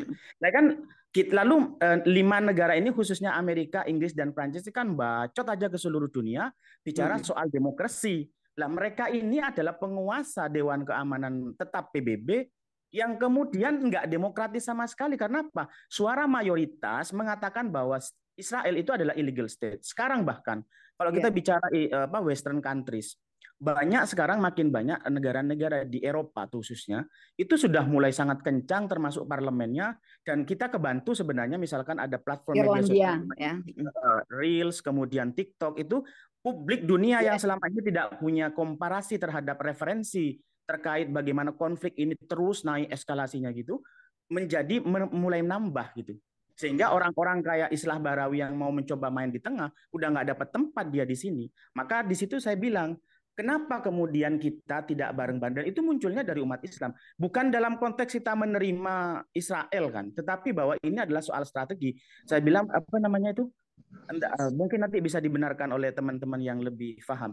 Sayyidina Ali pernah mengatakan bahwa perjuangan tanpa nizam itu akan selalu kalah dengan perbuatan-perbuatan mirip Israel yang nizam itu. Jadi kenapa mereka, Theodor Herzl bisa sukses? Karena dari awal itu ekonominya maju mereka. Jadi mereka tahu menguasai ekonomi, terutama sektor media, yang saat ini umat Islam itu lemah di ekonomi, tidak bagus di dalam media. Kenapa? Mohon maaf ini kalau nanti ada yang tersinggung, karena ada beberapa bisa saya di founder. Namanya medianya Dakwatuna, Islamia, VOA Islam. Jadi kayak bikin media itu cuma buat dirinya sendiri dan kelompoknya. Sedangkan teman-teman di luar bikin apa namanya misalkan Voice of Freedom, kemudian Perjuangan Semesta. Jadi nama-namanya itu nama yang ketika perjuangan ini, ketika titik temu agamanya tidak ketemu, lalu kita bicara dalam konteks tengah, harusnya perjuangan kita ya perjuangan yang salah satunya, karena kita orang akademisi atau kemudian kita kaum intelektual, ya pilihan-pilihan diksinya itu harus presisi, tidak kemudian eksklusif gitu. Rata-rata di kita kalau kita diskusi itu selain eksklusif, sehingga orang yang awalnya pengen ikut diskusinya menjadi tiba-tiba menarik diri. Kenapa? Oh, ini nampaknya kayaknya diskusi kelompok-kelompok tertentu nih gitu. Jadi saya kira kenapa menurut Bu Sita atau teman-teman, bagaimana kemudian jika Indonesia pada akhirnya itu membuka opsi hubungan diplomatik, tapi jangan dicatat kemudian wah ini Mas Bustomi kayaknya pro Israel atau apa, kan kita ini kan senengannya nyacat duluan ya. Jadi ketika ada ide itu kita abusif nyerang personnya, bukan nyerang idenya. Kita nggak battle di ide, di argumen, kita battle wah ancene wong anu ya gitu. Jadi dasar orang yang jadi kita langsung abusif duluan. Jadi kayak Bukhari itu kan dihajar habis-habisan melihat saya kira gini, kenapa nggak kita ambil dulu idenya, kita secara geopolitik, kemudian secara bagaimana dalam perspektif politik dan hubungan internasional, kira-kira dari sekian strategi, apakah cara yang diambil oleh teman-teman Hamas itu? Dan kita bersyukur karena Dewan Pers sudah menegur kelompok-kelompok media yang masih menyebut Hamas sebagai teroris. Ya, Indonesia gitu. Bagus. Jadi Mbak Nini Rahayu itu saya apresiasi, dan itu tidak dimuat oleh banyak media. Ya kebetulan Cakrawarta muat, karena bagi saya itu penting bahwa dalam konteks perjuangan kita tidak boleh siapapun menyebut salah satu pejuang event itu tidak setuju sama dia sebagai kelompok. Kita paling aman yang ngomongnya sebagai kelompok perjuangan, karena memang kelompok perlawanan. Jadi kelompok perlawanan dan sebagainya. Ibu rumah tangga bisa ngelawan pakai panci, pakai wajan, dan itu sah. Nggak perlu kita bilang bahwa itu kelompok lebay, emak-emak nggak jelas. Nggak bisa kita begitu, karena mereka they do what they can gitu kan. Jadi mereka tuh apa yang mereka bisa. Jadi kayak itu. Nah, oleh karena itu saya ingin menegaskan sebelum saya tutup bahwa apa yang dilakukan oleh teman-teman Hamas, misal bekerja sama dengan Hizbullah, dibantu oleh Iran, tolong di Indonesia itu nggak usah kayak lebay dibahas. Oh nggak mungkin si A sama Hamas bersatu. I see. Bagi saya itu bullshit kalian. Kalian bicara perjuangan lalu mau menafikan bahwa dalam konteks konsolidasi kekuatan yang memungkinkan untuk meraih perjuangan itu absah dan sah. Dan itu tidak melanggar apapun. Jangan di kita itu kan lucu gitu. Di Indonesia nggak tahu saya referensinya itu kemana gitu. Tinggal muncul ustadz-ustadz nggak jelas, nggak baca kan kisah dan sebagainya, lalu dia kayak orang paling tahu, tapi kemudian dia mengambil eksklusif gitu loh Bu. Dan kita harusnya paham. Saya berharap bahwa diskusi ini, dan saya kira tadi luar biasa Bu Sita Resmi itu memberikan pemaparan, dan mudah-mudahan bahwa setiap opsi dalam konteks perjuangan kita hargai dulu, jangan kemudian menafikan bahwa kenapa kalau Hamas bekerja sama dengan Hizbullah, bekerja sama dengan Iran. Kalau konteksnya nation state relations, dan saya menganggap bahwa Hamas adalah official government bagi teman-teman Gaza, karena secara keilmuan politik sah dia. Barat tidak setuju karena ya memang begitu. Amerika itu kan dengan Israel, kalau di kita kan namanya itu ya Bu ya, umbilical relationship. Jadi kayak hubungan apa namanya ya? Umbilical itu itu loh Bu. Orang melahirkan itu loh yang dawa seret itu apa namanya? Allah Rasulullah. Tali pusat. Jadi Jadi hubungan Israel dengan Amerika itu ya umbilical relationship. Oh, iya, tali plasenta itu. Tali plasenta. Jadi kalau kita berhasil melalui perjuangan diplomatik untuk mendegradasi Dewan Keamanan PBB yang tetap itu, saya yakin bahwa yang harus kita putus ya tali pusatnya itu. Kalau tali pusatnya nggak nyambung itu ke Israel, mati. Mereka tuh sebenarnya ketakutan kok. Mereka kekuatannya bisa dihitung. Jadi bahasanya sebenarnya yang paling bagus kejadian 7 Oktober 2023 itu adalah mendegradasi dan demitosisasi bahwa IDF ya kan, dan kemudian satunya nanti kalau Mossad dianggap sebagai militer paling kuat dan intelijen paling oke. Danio kok iso diserang ambek Hamas yang dianggap bahwa mereka terisolir sekian puluh tahun, sekian belas tahun, dan ternyata artinya apa? Perjuangan Hamas harus dibantu melalui perjuangan diplomatik. Kita biarkan Hamas misalkan bekerja sama dengan Hizbullah di bawah karena memang mereka yang menguasai semuanya. Sedangkan kita yang nggak berani masuk dan nggak bisa masuk kadang-kadang gitu ya. Ya kita perjuangan secara diplomatik dan saya yakin opsi yang belum pernah diambil ini bisa memiliki potensi untuk kemudian mendekatkan seperti apa yang disampaikan oleh Bu Sita Resmi bahwa tahun 2027 kalau kita konsisten dari sekarang kan berarti 3-4 tahun lagi kemerdekaan yang officially sesuai dengan perspektif hubungan internasional itu bisa tercapai. Saya kira itu. Terima kasih. Assalamualaikum warahmatullahi wabarakatuh. Assalamualaikum warahmatullahi wabarakatuh. Mas Bustomi, karena nggak on cam tadi, saya jadi teringat ini Kiai Khalil Nafis. Jadi kayaknya berasal dari daerah yang sama nih. Madura ya. Mas, saya dari Inggris Timur, jadi beda. Kalau Inggris kan yang bina Israel, kalau saya Inggris Timur saya. Dari Madura murni dia. Dari Kiai Khalil Nafis. Oke, Mas. Ada satu informasi, kemarin saya dengar ini Mas Bustomi ada namanya Tolal Abu Ghazala. Beliau bilang setiap warga Israel itu punya 2 kewarganegaraan. Itu informasi ya. Ada 2 kewarganegaraan. Itu informasi yang kemarin saya dapatkan dari salah satu tokoh di Timur Tengah dalam salah satu diskusinya. Oh ya, mungkin Bapak Ibu sekalian ada yang kita ini dulu ya, Ustazah. Ini dulu deh, saya ada masukan dulu. Yang lain mungkin. Banyak soalnya. Ya, yang pertama terima kasih Mas. Mungkin aku dulu ditanggapin lupa. Oke, ya. Silakan. Ya. Makasih Mas Bustomi. Ini kelihatan banget kok perspektif HI-nya, perspektif ilmu politiknya, ya lulus. Ya, Kemi tadi ya. Ya, politics is an art of possibilities. Politik adalah seni berbagai kemungkinan gitu. Ya, never say never gitu. Anything can happen. Ya, kalau kita melihat di Indonesia sekarang kok begini ya. Tapi poin pertama dulu ya. Nggak membuka hubungan resmi diplomatik dengan Israel. Tapi kok punya hubungan kerjasama ekonomi, kok punya hubungan yang diam-diam terjadi gitu secara ini. Kalaupun opsi pertama ini yang terjadi sekarang di Indonesia, ya itu juga satu hal yang positif kok. Satu hal yang positif, artinya dunia tetap melihat ya. Walaupun tadi kata Mas Bustomi itu hipokrit atau apapun itu tetap hal yang positif ya. Karena Indonesia adalah negara mayoritas populasi Muslim terbesar dunia. Paling enggak itu adalah istilahnya standing position Indonesia jelas gitu bahwa sejak pembukaan di konstitusi negara ini ada dia di pembukaan atau mukadimahnya bahwa kita memang mengutuk penjajahan, bahwa kemerdekaan adalah hak segala bangsa dan seterusnya. Nah, sejak awal founding father kita Bung Karno juga mendukung kemerdekaan Palestina ya.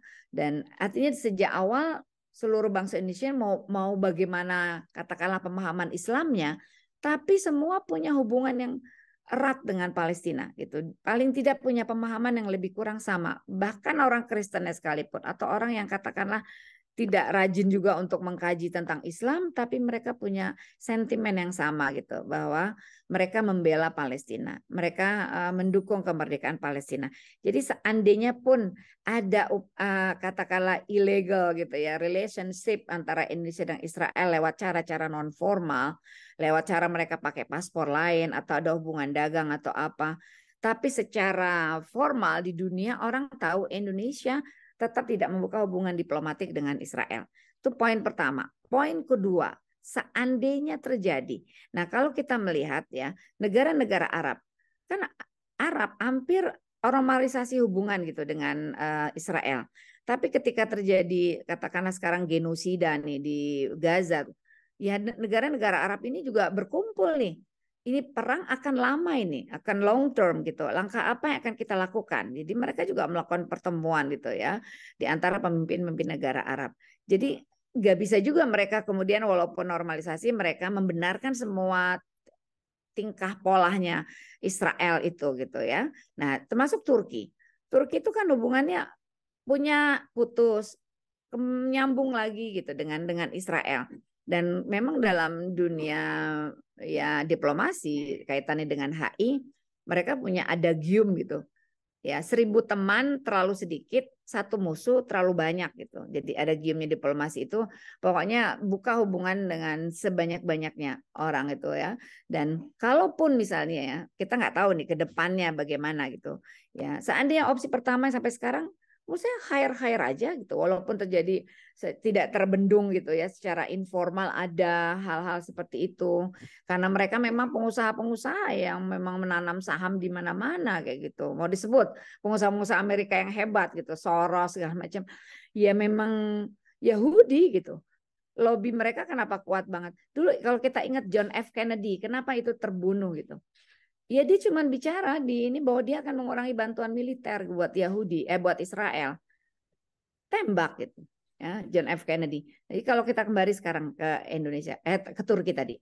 Turki memutuskan hubungan diplomatik ketika peristiwa penyerangan Freedom Flotilla di kapal Mavi Marmara gitu ya, di lepas laut perairan internasional, tapi mereka mau membawa bantuan buat rakyat Gaza, diserang oleh tentara Israel. Ya, itu peristiwa yang qadarullah kakak saya dan kakak ipar saya ada di dalam kapal itu Freedom Flotilla dan sempat ditahan di penjara Israel.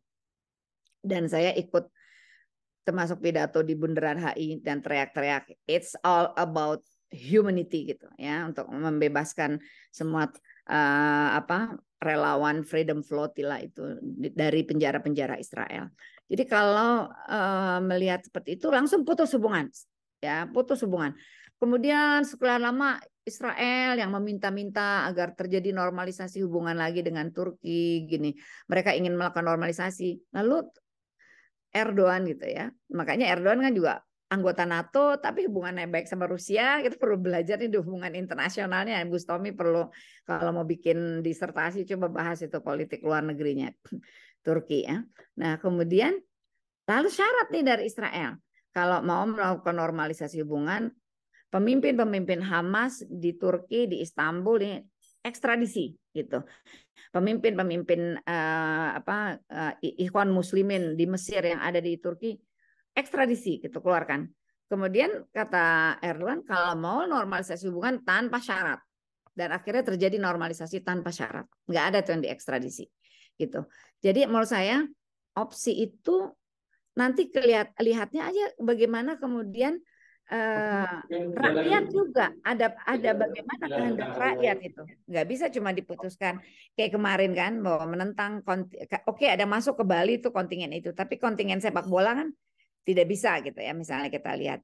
Jadi akhirnya rakyat Indonesia ini menginginkan apa gitu. Jadi kalaupun opsinya itu yang bisa dilakukan Turki adalah dia melakukan hubungan tapi tetap tegas.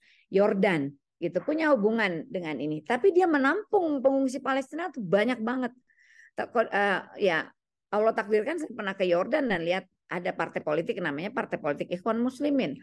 Itu kerjanya pemimpinnya kalau lagi ini di penjara, nanti kalau pantauan Amerika lagi mereda dikeluarkan itu pemimpin parpol IM itu dari penjara. Jadi rajanya dan ininya juga istilahnya kucing-kucingan ini. Tahu dia pengaruhnya Amerika kuat segala macam, tapi mereka juga sebenarnya ya ingin melindungi rakyatnya gitu. Jadi mereka menampung jutaan pengungsi Palestina, tapi punya hubungan dengan Israel. Jadi menurut saya setiap negara punya pertimbangannya dan kemudian bagaimana rakyat meng-approve atau tidak gitu. Karena tetap saja melalui proses yang prosedural, konstitusional gitu. Kehendak rakyat itu bagaimana. Jadi menurut saya it's okay gitu. Kalau memang kalau terjadi normalisasi, tapi punya ketegasan gitu seperti Turki, punya ketegasan seperti ini. Gak ada itu gitu ya. Tetap aja pembelaan kami pada Palestina. Palestina harus merdeka dan seterusnya. Ya, oke.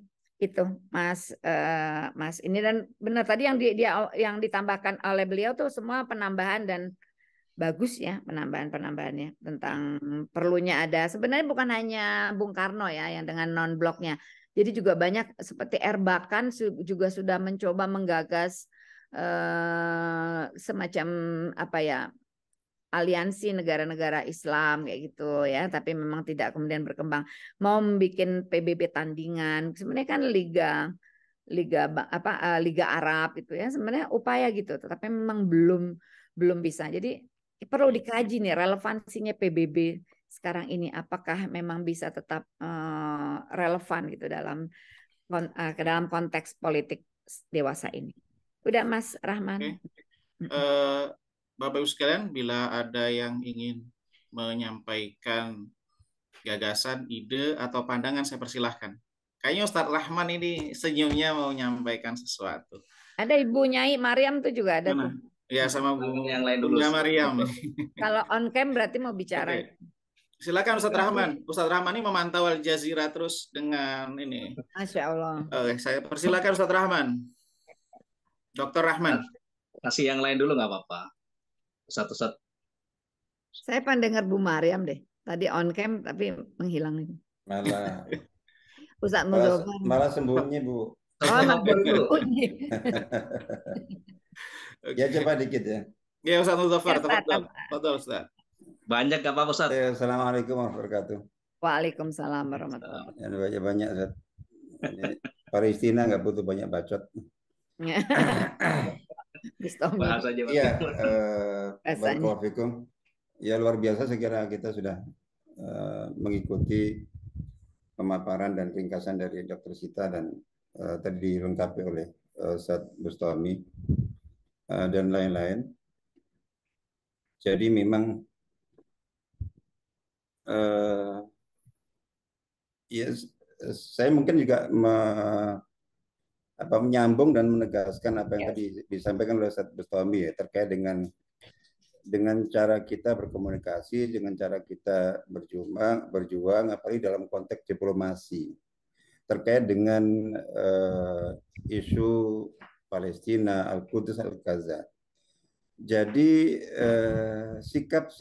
pola pikir, pola sikap eksklusivitas ini memang ya salah satu penyakit mungkin kaum muslimin secara umum dan kaum pergerakan Islam secara khusus. Ini sudah menjadi salah satu penyakit. Jadi ini sudah jelas ini merupakan isu inklusif, isu kemanusiaan, isu humanity, isu internasional. Jadi gitu. Dan kita umat Islam meskipun tentu dasar utamanya adalah ikatan dorongan keimanan, ikatan ukhuwah Islamiyah dengan saudara kita yang ada di Palestina sana, ikatan kita dengan Al-Quds, dengan Baitul Maqdis, dengan segala macam, Al-Aqsa itu bagi kita real dorongan akidah. Tapi ketika kita kita tampil dan konteksnya di sini adalah dan kita tidak punya kemampuan yang cukup dan memadai. Kita semuanya mengaku bahwa real mengakui bahwa umat Islam itu tidak punya kemampuan yang real, apalagi ketika kita sudah jadi kalau kita katakan bahwa Israel itu penjajah, ya penjajah aslinya kan Amerika, Inggris, Prancis, Eropa. Ya Ustaz. PBB penjajah aslinya itu. Jadi kalau seandainya kita menghadapi Israel saja, kan sering kan ada job dulu itu.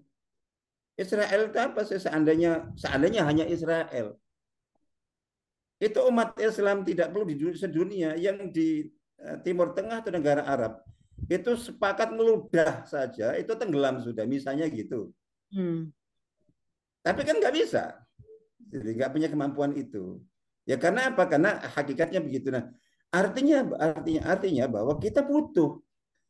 Jadi ini artinya jangan isu persoalan yang real itu inklusif, dan coba yang sekarang demo-demo di Inggris sendiri, di Australia sendiri, di Amerika, di Washington sendiri, dan kita juga Masya Allah, terus kemudian di India sendiri, dan kita merasa, tapi ketika kita menyuarakannya itu selalu, ini kita dalam konteks mungkin khususnya kaum pergerakan ya, selalu membawanya kepada isu Islam.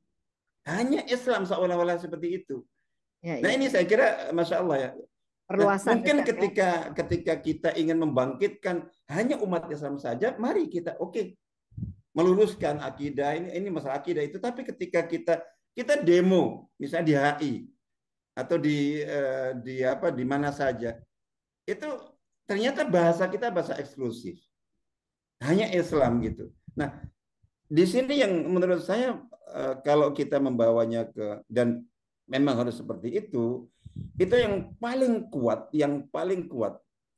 dalam perdebatan apapun itu, dan itu juga real, itu adalah seperti yang dilakukan oleh Hamas dan saudara kita di Palestina, di Gaza, dan semuanya itu, ini adalah gerakan perlawanan dari bangsa dan negeri terjajah terhadap penjajahnya. Dan Hamas sendiri kan namanya Harakatul Muqawamah Al-Islamiyah, gerakan perlawanan Islam. Perlawanan terhadap apa? Terhadap penjajah. Dan Al-Kiyan itu As-Sihiyuni itu, Israel itu ini selalu disebut sebagai Al-Muhtal. Itu real. Nah, itu kita kuatkan.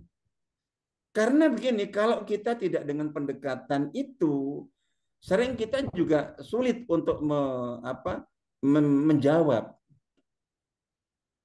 aksi-aksi yang dilakukan oleh Hamas misalnya begitu.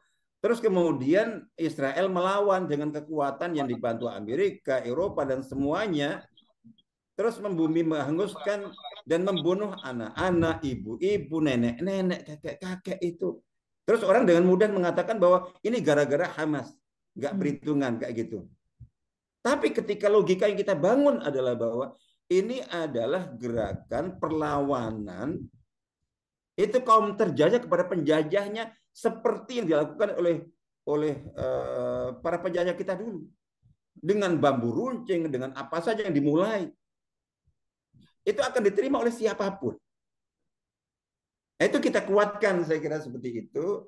Jadi ini yang saya kira penting untuk kita koreksi, kita evaluasi itu dari mulai dari pola pikir lah, pikir. Lah kita tetap bahwa bagi kita umat Islam itu tidak mungkin melepaskan ikatan akidah, ikatan keimanan, ikatan apapun. Tapi begitu kita menyuarakannya dalam forum, terus yang kita harapkan adalah dukungan dari semua Indonesia misalnya.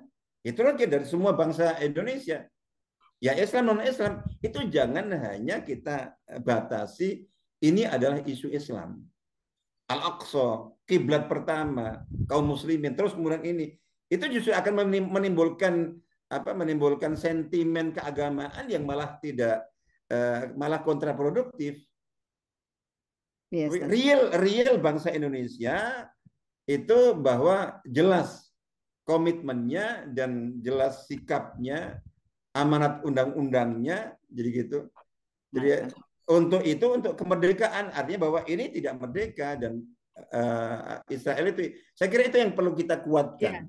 Jazakallah khair, Ustaz. Insyaallah itu barakallahu fikum, dan ini untuk yang lain-lainnya. Ya akhirnya kemudian seperti yang tadi disampaikan, disinggung oleh Ustaz Bustami terkait dengan karena tadi semangat keislaman dan keislaman yang Ahlussunnah, sehingga kemudian kita yang lagi ini perang dengan Israel terus seolah-olah tidak mau menerima ketika Hizbullah ikut karena Syiah, Iran ikut, nggak mungkin. Terus tapi anehnya ketika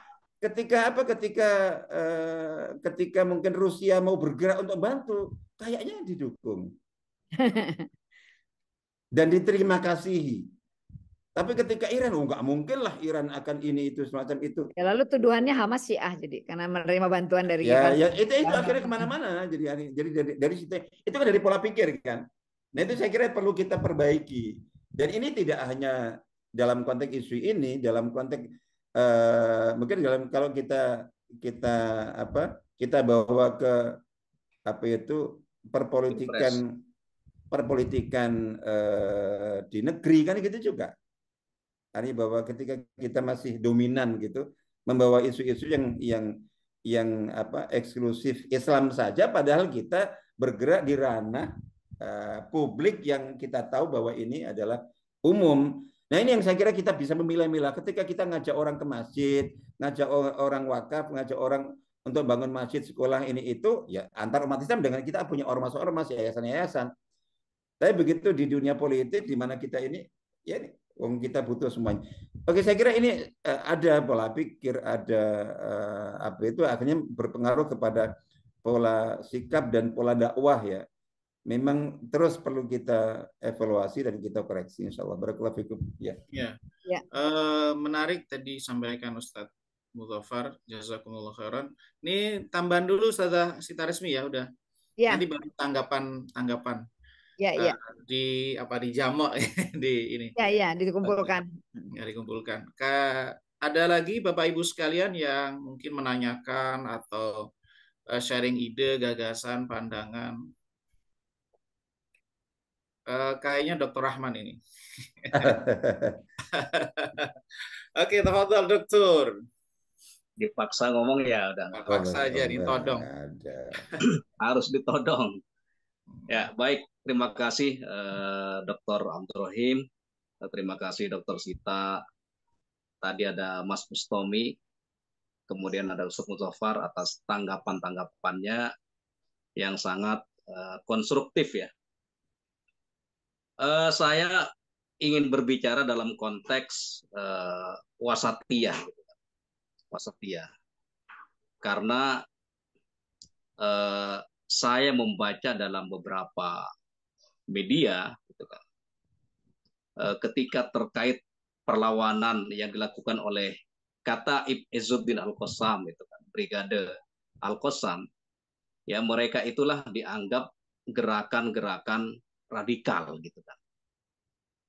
Padahal kalau kita menggunakan perspektif wasatiyah, justru mereka itu adalah wasatiyun, orang-orang yang bisa menempatkan menempatkan dan mempraktekkan ajaran Islam secara proporsional. Artinya wasatiyah itu tidak melulu maknanya berdiri di tengah, tetapi maknanya lebih tepat adalah proporsionalitas. Ketika masanya damai, ya kita damai.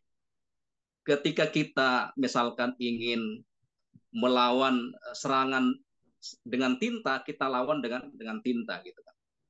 Tetapi ketika tuntutannya itu adalah perlawanan dengan senjata, itulah cara wasatiyah yang ditempuh oleh gerakan-gerakan yang ada di Palestina. Sebagaimana dulu Hadratus Syekh Hasyim Asy'ari itu mendeklarasikan jihad untuk melawan penjajah Belanda. Tentu dalam konteks Belanda, apa yang diserukan oleh Hadratus Syekh Hasyim Asy'ari itu adalah teroris, radikal. Tapi dalam perspektif ajaran Islam, itulah wasatiyah yang sebenarnya menempatkan Islam secara proporsionalitas, tergantung tuntutan zamannya, tergantung tuntutan waktunya. Jadi makanya saya sering mengistilahkan perlu mewasatiyahkan wasatiyah gitu kan, supaya wasatiyah ini tidak dijadikan instrumen untuk liberalisasi, tapi di satu sisi juga untuk mengajak umat Islam ya proporsional dalam mempraktekkan ajaran Islam. Bapak dan Ibu sekalian, ini yang perlu diluruskan, seolah-olah wasatiyah itu adalah lunak ya, lunak mengalah, kemudian kita melakukan mencampur adukkan antara Islam, budaya dan seterusnya ya. Padahal ciri wasatiyah itu adalah at-tasydid fil usul ya. Tegas dalam masalah prinsip, tapi wattasamuh fil furu', toleran dalam perbedaan-perbedaan yang sifatnya perbedaan pendapat. Kalau menurut Kiai Haji Ma'ruf Amin gitu ya. Beliau sering mengistilahkan bahwa wasatiyah itu adalah mengamputasi sesuatu yang inhiraf tapi toleransi dalam masalah ikhtilaf. Yang inhiraf diamputasi, yang ikhtilaf ditoleransi. Nah, itulah kira-kira sebenarnya pandangan MUI terkait wasatiyah. Tapi terminologi ini ditarik-tarik, ya, ditarik-tarik. Ada yang ditarik ke kiri, ditarik ke kanan. Sekali lagi saya ingin mengatakan gerakan-gerakan perlawanan yang ada di Palestina itu adalah bentuk dari realisasi wasatiyah karena memang tuntutannya adalah bagaimana memerdekakan negaranya yang dijajah oleh Yahudi, oleh Israel sejak tahun 48 dan sekarang sudah 75 tahun. Ya. Hanya saja yang menjadi perbedaan mungkin ada perbedaan ya antara Fatah dengan Hamas. Kalau nggak salah, Fatah itu kan ingin mengembalikan Palestina itu ke tahun 67. Sementara Hamas ini ingin mengembalikan Palestina ke tahun 48. Ya. Nah, ini aja ada perbedaan sedikit aja, tetapi substansinya adalah mereka gerakan-gerakan perlawanan di Palestina, apakah itu Saroya Al-Quds yang merupakan sayap militer dari Al-Jihad Al-Islami, kemudian Kataib Izzuddin Al-Qassam yang merupakan sayap militer dari Hamas, dan gerakan-gerakan perlawanan yang lain, mereka semuanya punya satu kesepakatan bagaimana negara Palestina ini menjadi negara yang berdaulat, negara yang merdeka, dan bisa sejajar dengan dunia-dunia yang lain. Itu barangkali Dr. Abdul Rahim tanggapan. Yang menarik ini Ustadz Rahman menghubungkan antara wasatiyah dengan gerakan perlawanan yang dilakukan oleh saudara-saudara kita di Palestina. Kalau saya mengutip ungkapan Tolal Abu Ghazala, seorang pengusaha yang asalnya Palestina, beliau mengatakan kemerdekaan itu nggak mungkin diperoleh dengan membagi coklat dan bunga, maka harus ada perlawanan. Gitu. Berikutnya ini kita tambahkan ya, Ustaz ya. Ini siapa nih? Samben Library ini siapa ya? Mas Yusuf kayaknya, Yusuf Maulana. Oh, Mas Yusuf ya. Oh, Sambenan ya. Oke, monggo. Monggo sih. Ya, Assalamualaikum warahmatullahi wabarakatuh. Waalaikumsalam warahmatullahi wabarakatuh. Yang pakai akun ini perpustakaannya. Terima kasih ini begitu menggugah dan menginspirasi termasuk dari para penanggap tadi. Saya mencoba urun rembuk saja ininya melengkapi termasuk problematik di kalangan sebagian masyarakat kita yang memilih di sisi Israel itu ya ininya. Tadi belum disinggung. Nah, pas karena penyampainya pensyarahnya adalah Dr. Sita, saya melihat jarang ini ya Bu, ditampilkan perspektif postkolonialisme gitu loh pada masyarakat seperti di Indonesia. Kasus ini menjadi menarik. Maaf, kerangka berpikir ini menarik postkolonialisme untuk melihat bagaimana ada kesatuan batin sebagian masyarakat Indonesia itu untuk merasakan apa yang dialami oleh Israel gitu ininya. Sehingga mereka merasakan oleh Palestina. Iya, cara pandang meletakkan Hamas, Brigadir Al-Qassam itu seakan-akan seperti usaran mereka terhadap Diponegoro. Artinya posisi batin mereka memang bersama dengan kolonial itu ininya. Dan ini bukan kaitannya dengan sudah ada tidak adanya Indonesia gitu ini ya. Nah, seringkali nanti perdebatannya ke sana. Jadi pertama saya ingin masukkan soal masalah perspektif postkolonialisme pada negeri-negeri ketiga yang pernah dijajah, sehingga dalam konteks ini khususnya Indonesia kasusnya ada banyak dari sebagian warga negara kita lupa dengan misi di preambel di muqaddimah undang-undang kita, dan mereka memosisikan sebagaimana pihak kolonialisme gitu dan sebagainya. Meskipun adanya medsos dan sebagainya itu lumayan membantu membelalakan sebagian pandangan mereka. Postkolonialisme juga yang ini pas ada Cak Tommy dan Bu Sita yang berbackground di HI, apakah kemudian pasca Perang Dunia konstruksi metodologi paradigma worldview Weltanschauung dari ilmu hubungan internasional ini kalau saya lihat memang menguntungkan negeri-negeri yang dulunya berposisi sebagai kolonialisme gitu ininya. Sehingga narasi dalam wacana akademik yang disampaikan Bu Sita tadi menjadi keniscayaan tidak begitu menguntungkan negeri-negeri perlawanan atau perjuangan gitu ininya. Yang tadi juga disinggung Ustadz Muzafar adalah kurangnya kalau bahasa Pak Dr. Kunto Wijaya adalah objektifikasi dalam agenda-agenda Muslim ini gitu ya. Jadi mengobjektifikasi, menengahkan isu-isu yang mungkin kita menganggapnya itu akidah, mungkin menganggapnya itu adalah misi profetik keislaman, Quran, hadis dan seterusnya. Tapi dalam rangka untuk meraih banyak dukungan, muslimin punya kelemahan. Tadi dicontohkan oleh Mas Tommy soal masalah diksi pilihan nama saja sudah salah dan sebagainya. Nah, di sini menurut saya pentingnya agenda objektifikasi dan ini menjadi satu hal yang nantinya berkaitan juga poin yang tadi sudah disinggung juga tentang kemungkinan pembukaan misi diplomatik gitu ininya.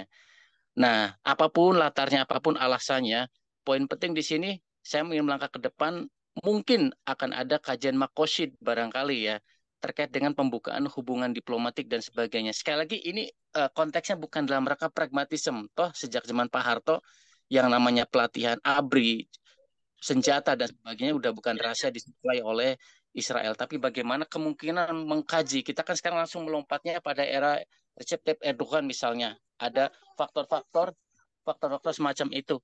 Nah, hal inilah yang kemudian barangkali para muslimin yang melihat sisi makosidnya bisa untuk ke depan alih-alih langsung membeli sebagaimana misalnya Dubai maupun Riyadh. Terima kasih. Assalamualaikum warahmatullahi wabarakatuh. Waalaikumsalam. Makasih Mas Yusuf. Ya, cukup menarik tadi penambahan ide-ide sudut pandang postkolonialisme ya dengan pendekatan postkolonialisme. Berikutnya kami serahkan kepada Ustazah Dr. Sita Resmi sekaligus nanti closing ya, sudah jam 7 lewat. Ya. Oke, makasih Mas Dr. Rahim. Tadi dari Ustadz Muzafar itu menambahkan ya, mengingatkan agar kita memiliki mindset yang lebih utuh gitu terhadap Muslim, bahwa umat Islam adalah bagian dari kemanusiaan secara luas.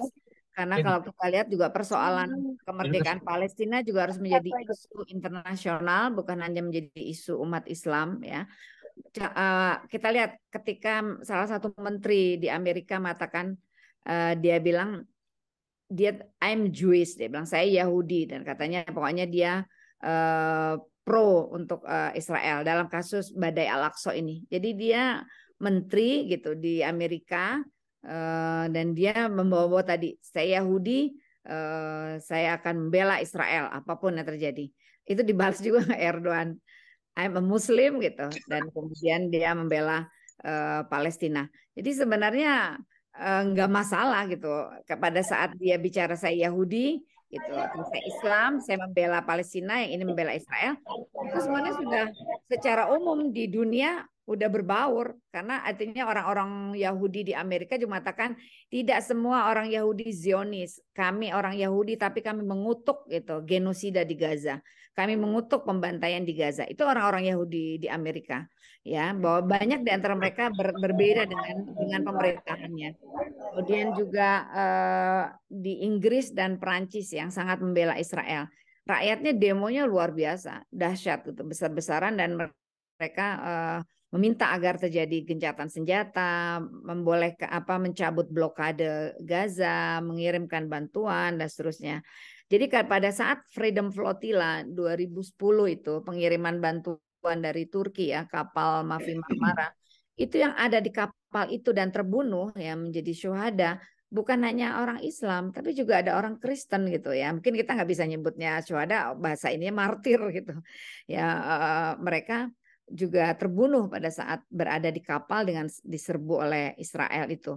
Jadi artinya memang bagus sekali kalau kita membawa ini ke ranah internasional, bicara bahwa ini adalah persoalan yang memalukan untuk bangsa modern di abad ini. Masih ada bangsa yang terjajah yang bernama Palestina dan seterusnya. Jadi ini satu hal yang kita bawa. Dan kemudian kalau bicara tentang ya dunia Islam atau penjajahan pada umumnya, mungkin diingatkan lagi aja terminologi Quran itu menurut saya perlu juga diinikan di surat An-Naml ayat 34. Waktu itu Ratu Balkis bicara tentang Nabi Sulaiman ya, tapi juga terus Nabi Sulaiman tidak, tapi perkataan itu kemudian dianggap oleh ulama sebagai istilahnya karakter penjajah. Qalat innal muluka idza dakhalu qaryatan afsaduha wa ja'alu 'aizzata ahliha adillah wa kadzalika yaf'alun. Biasanya agresor kalau masuk ke satu negeri, dia membuat kerusakan, lalu menghinakan martabat penduduk negeri yang dikuasainya. Kalau ini terminologi Quran ini kemudian ya diungkapkan lagi, dikaitkan dengan Declaration of Human Rights ya, kerusakan, genosida, politik apartheid, kemudian tadi menghinakan martabat penduduk negeri yang dijajah dan seterusnya, maka kita bisa membawa seluruh ya makhluk di atas muka bumi ini yang lebih kurang 7 miliar ya umat manusia sedunia gitu menjadi bagian yang umat Islam itu kan hampir 2 miliar gitu. Jadi sebenarnya lebih dari 1/4 penduduk dunia ini adalah Muslim, tapi bagaimana membawa seluruh umat manusia di dunia ini untuk membela Palestina. Kalau tadi Mas Bustomi ini secara keseluruhan ya. Oh, ada yang nanya ya, Nur Hakim Zaki. Satu lagi. Jadi kalau tadi Profesor Fatah Al-Awaisi ini mengatakan roadmap Nabawiyah pembebasan Baitul Maqdis atau pembebasan Palestina. Jadi dia Profesor HI. Jadi buku ini pakai perspektif ilmu HI. Saya bukan HI, yang HI anak saya ya. Saya ilmu politik. Nah, kalau kita melihat bahwa dunia Islam memang membutuhkan yang kalau kata Prof. Awais ini kurang ilmu gitu.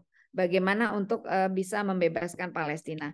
Tapi kita juga membutuhkan almal gitu, pendanaan. Hanya perlu karena tadi penyokong dari perjuangan mereka ya kita lihat aja apa jenis perusahaan-perusahaan makanan atau apa yang mendukung mendonasikan untuk Israel itu ada di Indonesia dan dikonsumsi oleh kita gitu ya. Almal kemudian Al-Quwah meningkatkan kekuatan militer. Jadi menurut saya ini blessing yang luar biasa bahwa Iran standby, kemudian Lebanon Hezbollah standby, red line Yahudi Israel masuk daratan Gaza, mereka akan segera bertindak. Jadi udah berjaga-jaga semua.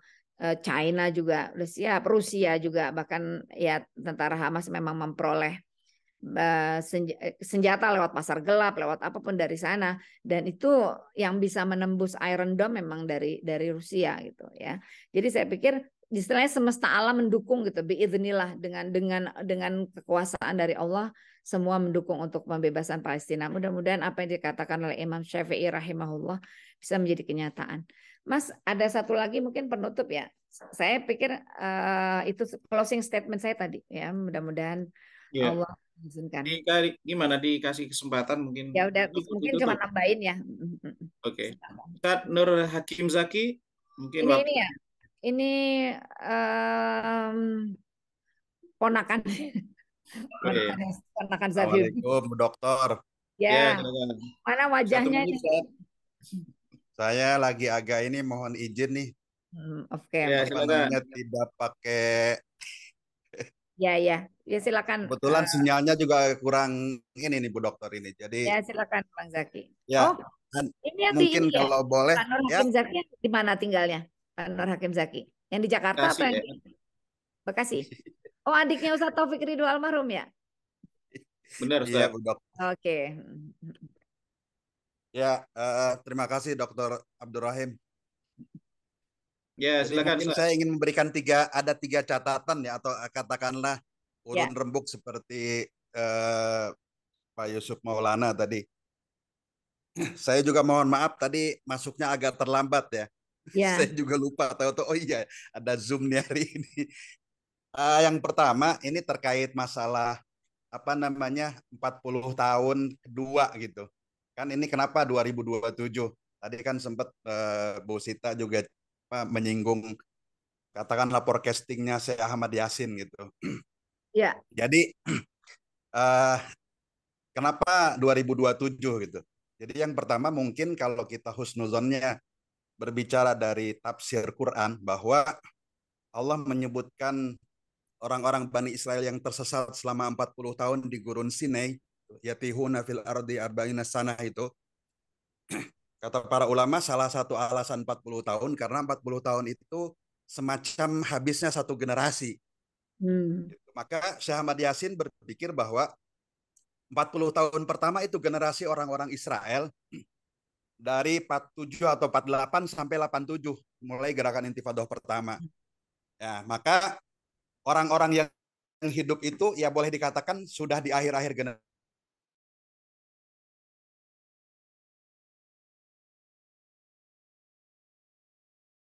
Nah, 40 tahun kedua itu adalah 40 tahun di mana daerah ya, artinya di berbagai tempat, bukan hanya di Palestina ataupun di negara, termasuk negara-negara Eropa, berarti bahwa anak-anak muda yang sekarang hidup ini generasi baru yang tentu mereka dengan situasi dan kondisi yang baru juga gitu. Nah, jadi kalau di Israel sendiri gitu, generasi pertama itu 40 tahun pertama adalah generasi orang-orang yang hidupnya mendedikasikan diri berkorban untuk berdirinya negara Israel. Sementara generasi kedua yang sekarang hidup adalah orang-orang yang mereka tinggal mencari kesenangan dan tidak mau berkorban. Itu generasinya Theodor Herzl dan sebagainya. Itu adalah orang-orang yang memang punya dedikasi tinggi. Mereka orang-orang yang berkorban gitu. Nah, sementara generasi yang sekarang ya, tanda kutip berkorbannya. Ya, dalam arti ya demi cita-cita mereka mendirikan negara Israel, artinya ya mereka orang-orang yang berjuang dalam tanda kutip. Ya, tanda kutip. Ya, itu satu. Nah, sementara puncaknya itu ya katakanlah 40 tahun pertama itulah Allah Subhanahu memberikan kesempatan kepada Israel. Nah, 40 tahun keduanya itu adalah 40 tahun di mana Israel terus semakin jatuh gitu. Nah, ini yang pertama ya. Termasuk artinya negara-negara di Eropa pun generasi muda yang sekarang hidup tentu generasi yang berbeda dengan orang-orang yang dulu itu. Kalau kata Pak Anies Mata kan ini anak-anak muda yang sekarang mereka native demokrasi, orang-orang yang melek itu sudah melihat demokrasi sehingga mereka tidak mengalami konflik-konflik dan tentu berbeda ya. Generasi milenial, generasi Z dan sebagainya, apalagi dengan didukung dari berbagai sosial media, internet dan luar biasa ya, keterbukaan, sehingga kalau dulu Israel bisa mengkungkung media dan segala macam dengan segala resources yang mereka miliki, ya tentu sekarang berbeda. Itu yang pertama. Terus kemudian poin yang kedua terkait tadi Mas Bustomi ya, ini tentang masalah perang agama atau perang bukan agama. Ini sebetulnya masalah sudut pandang kalau saya pikir. Karena ketika dulu misalnya orang-orang Eropa Kristen ya datang untuk menyerang atau katakanlah membebaskan menurut mereka itu Palestina atau Yerusalem, kota suci ya, yang dihormati 3 agama gitu. Orang-orang Nasrani di Timur Tengah itu tidak menerima mereka. Artinya konflik itu terjadi karena mereka merasakan kedamaian di bawah di bawah lindungan kaum muslimin. Itu kalau misalnya kita lihat gambaran yang dibuat di film Salahuddin itu kentara sekali gitu. Bagaimana orang-orang Kristen, dan ini kan film Salahuddin ini diambil dari buku-buku dan termasuk risetnya juga panjang gitu. Dan itu mungkin salah satu kelebihan kalau kita nonton film sejarah ya. Yang backgroundnya memang para penulis skenario-nya harus berdasarkan fakta dan data seakurat mungkin gitu. Nah, jadi artinya bahwa perang salib selama 200 tahun dulu adalah perang yang sebetulnya tujuannya ekonomi hanya dibalut agama. Karena itulah pendorong yang paling kuat untuk mendorong orang gitu. Termasuk kasus sekarang gitu kan. Jadi berdirinya negara Israel ini kan sebetulnya gerakan Zionis internasional yang dulu memilih beberapa tempat untuk orang-orang Yahudi di seluruh dunia agar mereka punya satu tempat. Tapi kemudian pilihannya jatuh ke Palestina karena mudah untuk memobilisir orang, dan yang paling mudah itu adalah sentimen agama gitu. Sehingga betul kata Bu Dokter tadi bahwa tidak semua orang Yahudi mendukung, ya, bahkan banyak orang-orang Yahudi yang sampai sekarang bersuara menentang negara Zionis penjajah Israel, ya kan. Jadi memang ini yang perlu kita perjelas, bahwa berbicara tentang konflik ini, bahwa kita tidak membenci Yahudi sebagai agama, tidak membenci Yahudi sebagai bangsa, ya, tetapi gerakan Zionis internasional yang memang mereka menjadikan korban pembantaian Nazi untuk pembenaran mereka untuk datang di Palestina, negeri yang menurut mereka negeri yang dijanjikan, sebagai apa namanya ilusi-ilusi saja gitu. Dan itu memang dibutuhkan buat mereka. Jadi, nah adapun bagi umat Islam, karena memang dalam kehidupan kita tidak ada pemisahan dengan agama dalam kehidupan, sama seperti beginilah, ada perampok datang ke rumah. Dia kan tujuannya tujuan ekonomi, katakanlah misalnya. Tapi kita membela diri itu adalah agama, ya kan? Jadi tidak bisa dibebas, tidak bisa dipisahkan gitu. Artinya ini berbicaranya sudut pandang saja gitu. Nah, tinggal bagaimana kita mengemas. Ya bagi umat Islam ya tidak bisa tidak, karena Rasulullah SAW, Al-Quran juga sudah memberikan panduan kepada kita tentang kehidupan yang akan datang, ya kan? Jadi poin-poinnya sebetulnya kita berbicaranya dari sisi humanisme, dari sisi apa namanya kesetaraan dan sebagainya. Kita berbicara dalam apa ranah itu seperti yang dikatakan Ustadz kita, Ustadz Muzaffar tadi kan. Ya, tapi bagi umat Islam ya tidak bisa dipisahkan, karena memang itu adalah ruh dan akidah gitu kan. Sehingga apa yang terus. Maaf. Mungkin itu yang kedua ya. Kemudian yang ketiga, nah ini yang mungkin menarik buat kita ya, terhadap kelompok-kelompok di dalam umat Islam sendiri yang mungkin apa namanya dalam tanda kutip ya, mereka berseberangan manhaj atau berbeda pendapat dengan kelompok perjuangan Hamas di Palestina gitu. Nah, ini ada hadis yang jarang dibahas oleh para ustadz atau para ulama ya, tentang hadis ribat terbaik adalah di Askolan gitu. Nggak tahu nih Bu Dokter Sita Rasmi sudah pernah dengar belum hadis ini? Saya mendengar. Iya. Nah, hadis ini apa namanya jarang dibahas, padahal ini adalah hadis yang cukup penting gitu. Bahwa kata Rasulullah, itu salah satu hadis riwayat Imam Tabrani kalau tidak salah, dan hadisnya sahih menurut para hufaz, bahwa sebaik-baik ribat itu ribat di Askolan gitu. Nah, Gaza itu menurut para ulama itu masuk di Askolan gitu. Askolannya. Dan apa namanya, Gaza ini kan banyak sebutannya. Kalau orang-orang menyebutnya Gaza Hashim, karena kakek Rasulullah yang namanya Hashim dulu meninggalnya di Gaza, sehingga disebutnya Gaza Hashim. Dan Imam Syafi'i ada yang berpendapat lahir di Gaza, berpendapat lahir di Askolan, dan dua-duanya betul gitu. Disebut Gaza secara spesifik, disebut Askolan karena Gaza memang masuk dalam wilayah Askolan gitu. Nah, maka kalau kita melihat kenapa kalau misalnya pertanyaan sering gitu kan, Ustadz, kenapa perjuangan itu banyaknya di Gaza? Dan memang dari dulu para ulama itu mengambil keberkahan ribat di Askolan itu atau Gaza gitu kan. Jadi Gaza masuk bagian dari Askolan. Nah, sehingga saya pikir ini menjadi satu hal yang menarik gitu, bahwa ya memang dari dulu para ulama sudah tahu bahwa ini adalah apa namanya tempat ribat yang terbaik yang diberkahi, dan Rasulullah SAW sudah pernah menyampaikan itu, dan itu terbukti di hari-hari ini bahwa ya mereka lah orang-orang yang ribat di sana gitu. Nah, adapun ya kalau kita berbicara dunia Islam hari ini, ada ungkapan yang menarik ya dari beberapa pejuang Palestina, bahwa hari ini Palestina, Gaza ya mendonorkan darahnya buat umat yang kehabisan darah gitu. Nah, itu menarik juga gitu, bahwa sebenarnya ya mereka sedang mendonorkan darahnya buat umat yang hari ini ya kehabisan darahnya ya karena tidak berkutik menghadapi berbagai macam trik-trik Zionis di. Mungkin itu barangkali Bu Dokter dan Dr. Abdurrahim. Makasih. 3 poin yang saya pikir apa namanya menarik juga untuk didiskusikan gitu. Terima kasih. Terima kasih. Assalamualaikum. Waalaikumsalam warahmatullahi wabarakatuh. Terima kasih masukannya cukup luar biasa. Gimana tadi, sudah closing statement atau langsung ditutup? Cukup. Nah, itu tadi tambahan. Cukup. Berarti. Tutup pada kajian Kopi Hangat pada kesempatan pagi hari ini. Insya Allah kita akan berjumpa kembali di pekan yang akan datang, bertemu dengan tema-tema yang lainnya. Insya Allah kita tutup dengan kafaratul majlis. Subhanakallah bihamdika, asyhadu an la ilaha illa anta, astaghfiruka wa atubu ilaik. Assalamualaikum warahmatullahi wabarakatuh. Waalaikumsalam warahmatullahi wabarakatuh. Terima kasih Mbak Mariam sudah menemani on cam.